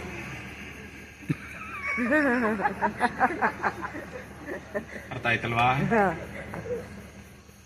ನೋಡಬಾರ್ದು ನೋಡ್ತಾ ಇದ್ದಾರೆ. ನಿಮ್ಮಷ್ಟೆಲ್ಲ ನೋಡಬಾರ್ದು ನೋಡಿಲ್ಲ ಅವರು, ಆದ್ರೆ ಅವ್ರಿಗೆ ಭಯ ಶುರುವಾಗಿದೆ. ನಾ ನೋಡಿದ್ದೆಲ್ಲ ಅವನಿಗೆ ಗೊತ್ತಾಗ್ಬಿಡುತ್ತೇನೋ ಅಂತ. ಅವ್ರೇದೋ ಹಳೆ ಸಿನಿಮಾತೆ ನೋಡಿರ್ಬೇಕು. ಈಗೆಲ್ಲ ತುಂಬಾ ಬಂದ್ಬಿಟ್ಟಿದೆ ನೋಡಬಾರ್ದು. ಅದನ್ನು ಎಲ್ಲ ನೋಡ್ತಾ ಇದೀವಿ. ಮಾಡಬೇಕಾದನ್ನು ಮಾಡ್ತಿಲ್ಲ, ಮಾಡಬಾರ್ದನ್ನು ಮಾಡ್ತಾ ಇದೀವಿ. ದುರ್ಯೋಧನ ಒಂದು ಮಾತು ಹೇಳ್ಬಿಟ್ಟಿದ್ದಾನೆ. ಯಾರು ಹೇಳಿ? ನೋಡಿ, ರಾಮಂದು ಹೇಳ್ತಾ ಇಲ್ಲ, ಪರಶುರಾಮಂದು ಹೇಳ್ತಾ ಇಲ್ಲ, ದುರ್ಯೋಧನಂದು ಹೇಳ್ತಾ ಇದ್ದೀನಿ. ಜಾನಾಮಿ ಧರ್ಮಂ ನಚಮೇ ಪ್ರವೃತ್ತಿ. ಜಾನಾಮ್ಯ ಧರ್ಮಂ ನಚಮೇ ನಿವೃತ್ತಿ. ದುರ್ಯೋಧನ ಹೇಳಿದ್ದು ಮಹಾಭಾರತದಲ್ಲಿ. ಎಂತ ಮಾತು ಹೇಳ್ಬಿಟ್ಟಿದ್ದಾನೆ. ಈ ವಿಷಯಕ್ಕೊಂದು ಪುಣ್ಯಾತ್ಮ ಅಂತ ಹೇಳ್ಬೇಕು ಅವನಿಗೆ. ಎಂತ ಮಾತು ಹೇಳಿದ್ದಾನೆ ಅಂದ್ರೆ, ಜಾನಾಮಿ ಧರ್ಮಂ, ನನಗೆ ಧರ್ಮ ಯಾವುದು, ಒಳ್ಳೇದು ಯಾವುದು, ಸತ್ಯ ಯಾವುದು ಅಂತ ಗೊತ್ತು. ನಚಮೇ ಪ್ರವೃತ್ತಿ, ಆದ್ರೆ ನಾನು ಮಾಡೋದಿಲ್ಲ. ಜಾನಾಮ್ಯ ಧರ್ಮಂ, ಮಾಡಬಾರದ ಕೆಲಸಗಳು ಯಾವ್ದ್ಯಾವುದು ಅಂತ ಗೊತ್ತು. ನಚಮೇ ನಿವೃತ್ತಿ, ನಾನು ಬಿಡುದಿಲ್ಲ. ನಮಗೂ ಅವನಿಗೂ ಏನಾರು ವ್ಯತ್ಯಾಸ ಕಾಣ್ತಾ ಇದೆಯಾ? ಬೆಳಿಗ್ಗೆ ಬೇಗ ಏಳಬೇಕು, ಬ್ರಾಹ್ಮಿ ಮುಹೂರ್ತೆ ಉತ್ತಿಷ್ಟೇ. ಯಾರಿಗೆ ಆಯಸ್ಸು ಆಗಬೇಕು ಅಂತ ಇರ್ತೋ ಅವ್ರು ಬೆಳಗ್ಗೆ ಬೇಗ ಹೇಳ್ಬೇಕು, ಸೂರ್ಯ ಹುಟ್ಟಕ್ಕಿಂತ ಮೊದಲೇ ಹೇಳ್ಬೇಕು. ಈ ವಿಷಯದಲ್ಲಿ ಯಾರ್ದಾರ ತಕರಾರಿದೆಯಾ? ಯಾರ್ದು ತಕರಾರಿಲ್ಲ. ಆದ್ರೆ ಹೇಳ್ತಾ ಇದೀವಾ ಪ್ರಶ್ನೆ, ಅದು ಸಮಸ್ಯೆ. ಮೊಬೈಲ್ ಬಳಸಿದ್ರೆ ಸ್ಕ್ರೀನ್ ಟೈಮಿಂಗ್ ಜಾಸ್ತಿ ಆದ್ರೆ ನಮ್ಮ ಆರೋಗ್ಯಕ್ಕೆ ಕೆಡಕು, ತಲೆನೋವು ಜಾಸ್ತಿ ಬರುತ್ತೆ, ಮನೋವ್ಯಾಧಿಗಳು ಬರುತ್ತೆ, ಮನಸ್ಸು ಹಾಳಾಗುತ್ತೆ, ನಮ್ಮ ಪಕ್ಕದಲ್ಲಿದ್ದವ್ರ ಬಗ್ಗೆ ನಂಬಿಕೆ ಇದ್ದಕ್ಕಿದ್ದಾಗೆ ದೂರ ಆಗುತ್ತೆ, ಸಮಸ್ಯೆಗಳು ಬರುತ್ತೆ. ಗೊತ್ತು, ಎಲ್ಲರೂ ಹೇಳ್ತಿದಾರಲ್ಲ. ಈ ವಿಷಯ ಎಲ್ಲ ಅದರಲ್ಲೇ ಬರುತ್ತೆ ಕೆಲಸದಲ್ಲಿ, ಅದನ್ನು ನೋಡಿರ್ತೀವಿ. ಆದ್ರೆ ಬಿಡ್ತೀವ ಅಂದ್ರೆ ಬಿಡ್ಲಿಕ್ಕೆ ಆಗ್ತಾ ಇಲ್ಲ. ದುರ್ಯೋಧನನ ಮನಸ್ಥಿತಿಯಿಂದ ಹೊರಗೆ ಬರಬೇಕು. ಕೃಷ್ಣನ ಹತ್ರಕ್ಕೆ ಬಂದ್ರೆ, ಧರ್ಮನಾರಾಯಣ ಹತ್ರಕ್ಕೆ ಬಂದ್ರೆ, ಅರ್ಜುನ್ ಹತ್ರಕ್ಕೆ ಬಂದ್ರೆ, ಭೀಮನ ಹತ್ರಕ್ಕೆ ಬಂದ್ರೆ ದುರ್ಯೋಧನ ಮನಸ್ಥಿತಿ ದೂರ ಆಗುತ್ತೆ. ನಾವ್ ಇನ್ನೊಂದ್ ಸ್ವಲ್ಪ ರಾವಣನ ಕಡೆಗೆ ಹೋಗ್ತೀವಿ. ಇಂದ್ರಿಯ ಎಲೆಕ್ಷನ್ ಮಾಡಿದ್ರೆ ರಾವಣನು ವಿದ್ವಾಂಸ, ಅವನು ಬ್ರಾಹ್ಮಣ, ಅವನು ಶ್ರೇಷ್ಠ ಅಂತ ಹೇಳ್ತಿರ್ತಾರೆ ಕೆಲವರು. ತಪ್ಪು, ದಾರಿ ತಪ್ಪು. ಒಳ್ಳೆತನ ಎಲ್ಲಿದೆಯೋ ಅದನ್ನ ಗೌರವಿಸಿದ ಈ ಸಮಾಜ. ವಾಲ್ಮೀಕಿ ಜಾತಿ ನೋಡಿಲ್ಲ, ವ್ಯಾಸರ ಅಮ್ಮ ಯಾರು ನೋಡಕ್ ಹೋಗಿಲ್ಲ. ತುಂಬಾ ವೇದಗಳ ಸೃಷ್ಟಿ ಮಾಡಿ ಕೊಟ್ಟಿರ್ತಕ್ಕಂಥ ಅದರ ಕಾರಣೀಭೂತರಾದಂಥವ್ರು ದಾರ್ಶನಿಕರು ಅಂತ ಹೇಳ್ತಾರ, ದರ್ಶನ ಆಯ್ತು ಅವರಿಗೆ ಅಂತ. ಅವ್ರ ಜಾತಿ ನಾವ್ಯಾರು ನೋಡಕ್ ಹೋಗಿಲ್ಲ. ಒಳ್ಳೇದು ಯಾರು ಕೊಟ್ಟಿದಾರೋ ಅವ್ರನ್ನ ಗೌರವಿಸಿದ್ವಿ. ಕೆಟ್ಟದ್ದು ಮಾಡಿದ್ರೆ ರಾವಣ ಹುಟ್ಟಿದ ಜಾತಿ ಯಾವುದು ನೋಡಿಲ್ಲ, ನೀನು ಪಕ್ಕಕ್ಕಿರು ಮರೆಯ ಅಂತ ಹೇಳಿದ್ವಿ. ಆದ್ರೆ ಈಗ ಮರೆತು ಹೋಗ್ತಾ ಇದೆ. ಲಂಕೇಶ್ ಅಂತ ಹೆಸರು ಹೇಳೋಣ ಅಂತ ಅನಿಸಿದೆ ಕೆಲವರಿಗೆ. ಲಂಕೇಶ್ ಅಂತ ಪತ್ರಿಕೆ ಬರೆದ್ರು, ಏನು ಹೇಳಬಾರದು ಅದನ್ನೇ ಹೇಳಿದ್ರು. ಎಲ್ಲ ಓದಿದ್ರು, ಶೃಂಗೇರಿಯಲ್ಲಿ ಓದಿದ್ರು. ಕೆಲವರು ನಕ್ಸಲರು ಆಗ್ಬಿಟ್ರು. ನನ್ನ ಅಕ್ಕನ ಜೊತೆಗಿದ್ದವಳು ಪ್ರಭಾ. ನಾನು ಅವಳು ಹುಷಾರಿಲ್ಲದಿದ್ದಾಗ ಆಸ್ಪತ್ರೆಗೆ ಒಂದಿನ ನೋಡ್ಕೊಂಡಿದ್ದೀನಿ. ಒಳ್ಳೆ ಹುಡುಗಿ, ಆಗುಂಬೇಲಿದ್ದಾಗ.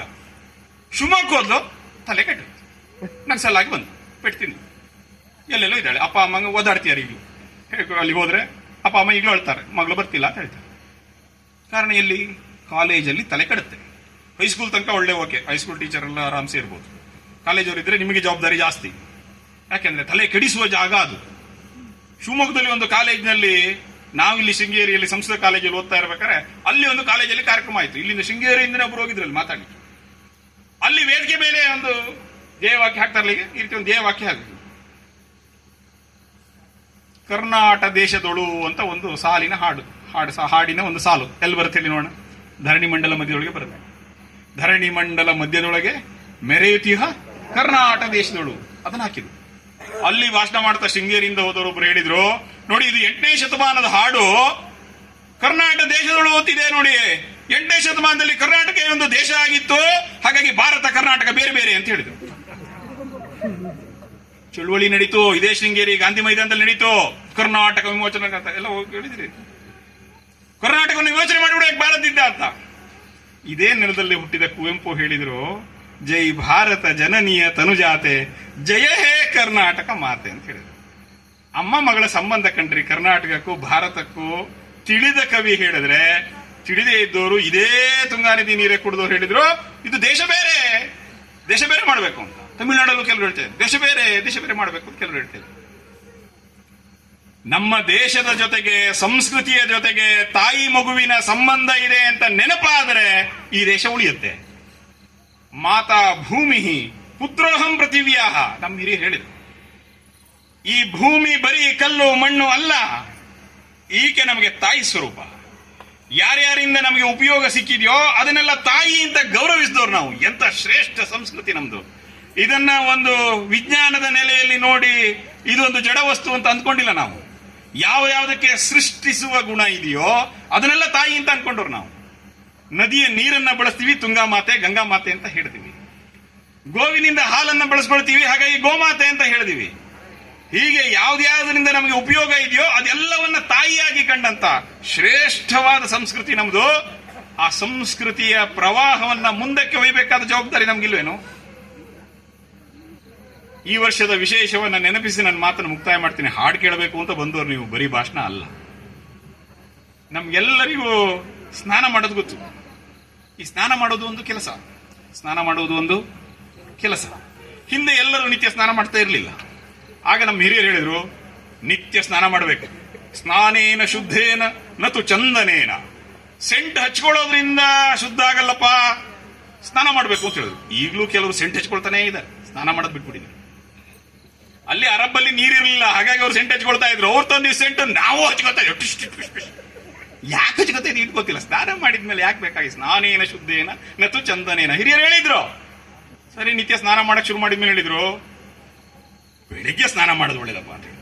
ಕೃಷಿಕರು 2 ಹೊತ್ತು ಸ್ನಾನ ಮಾಡುವುದು, ಬೆಳಗ್ಗೆನೂ ಮಾಡಿ ಸಂಜೆನೂ. ಬರೀ ಸಂಜೆ ಇಟ್ಕೋಬೇಡಿ, ಬೆಳಗ್ಗೆ ಒಂದು ಮಾಡಿ ಹೋಗಿ ಕೆಲಸ ಎಲ್ಲ ಮಾಡಿ ಬಂದು ಮಾಡ್ತಿದ್ರೆ ಎಲ್ಲ ಮಾಡಿದ್ರೆ ಸಂಜೆ ಒಂದು ಮಾಡಿ, ನಾವು ಮಾಡಿ ಸಂಜೆನೂ ಕೆಲಸ.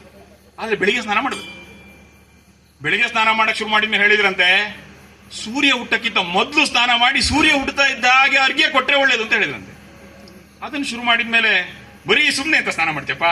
ಗಂಗೆ ಚ ಯಮುನೆ ಚೈವ ಗೋದಾವರಿ ಸರಸ್ವತಿ ನರ್ಮದೆ ಸಿಂಧು ಕಾವೇರಿ ಜಲೇಸ್ಮಿನ್ ಸನ್ನಿಧಿಂ ಕುರು ಅಂತ ಹೇಳಿ ಆ ಎಲ್ಲ ಭಾರತದ ಪುಣ್ಯ ನದಿಗಳ ನೀರು ಇದೆ ಅಂತ ಭಾವಿಸಿ ಸ್ನಾನ ಮಾಡಪ್ಪ ಅಂತ ಹೇಳಿದ್ರಂತೆ. ಸ್ನಾನ ಮಾಡುವುದು ಒಂದು ಕೆಲಸ. ಆ ಕೆಲಸವನ್ನ ಒಂದೊಂದೇ ಹಂತ ಏರಿಸ್ತಾ ಜಗತ್ತಿನ ಬೇರೆ ವಿಜ್ಞಾನದ ಭಾಷೆಯಲ್ಲಿ ನೋಡಿದ್ರೆ ಬಾತಿಂಗ್ ಅಷ್ಟೇ, ಸ್ನಾನ ಮಾಡೋದು. ನೀರು ಬೀಳ್ಬೇಕೋ, ಸೋಪ್ ಬೀಳ್ಬೇಕೋ, ಹೂ ಬೀಳ್ಬೇಕೋ ಅಂತ ಗೊತ್ತಿಲ್ಲ ಅವರಿಗೆ. ಅದು ನಮ್ಮ ದೇಶ ಒಂದು ಸ್ನಾನವನ್ನ ಒಂದು ಸಂಸ್ಕೃತಿಯನ್ನಾಗಿಸಿತು. ಬರೀ ಸ್ನಾನ ಮಾಡಕ್ಕಾಗಿ ಕುಂಭಮೇಳದಲ್ಲಿ 65 ಕೋಟಿ ಜನ ಹೋಗ್ತಾರೆ ಅಂತ ಹೇಳಿದ್ರೆ ಎಂತ ದೇಶ ಇದು, ಎಂತ ದೇಶ ಇದು? ಇಂಥ ದೇಶ ಜಗತ್ತಲ್ಲಿ ಇಲ್ಲ, ಇಂಥ ದೇಶ ಜಗತ್ತಲ್ಲಿ ಇಲ್ಲ. ಈ ದೇಶದಲ್ಲಿ ಹುಟ್ಟುವುದೇ ಪುಣ್ಯ. ದೇವತೆಗಳು ತಾವು ಹುಟ್ಟಬೇಕು ಅಂತ ಸಂದರ್ಭ ಬಂದ್ರೆ ಭಾರತವನ್ನು ಆಯ್ಕೆ ಮಾಡ್ಕೊಳ್ತಾರಂತೆ. ನಾವು ಈ ಭಾರತದಲ್ಲಿ ಹುಟ್ಟಿದೀವಿ. 750 ಕೋಟಿ ಎಷ್ಟೋ ಅದು ಏರ್ತಾ ಇರುತ್ತೆ ಬಿಡಿ. ಅದರಲ್ಲಿ ಇಷ್ಟು ಕೋಟಿ ಜನ, 140 ಕೋಟಿ ಜನ ಭಾರತದಲ್ಲಿ ಹುಟ್ಟಿದವಲ್ಲ, ನಾವು ಪುಣ್ಯವಂತರು.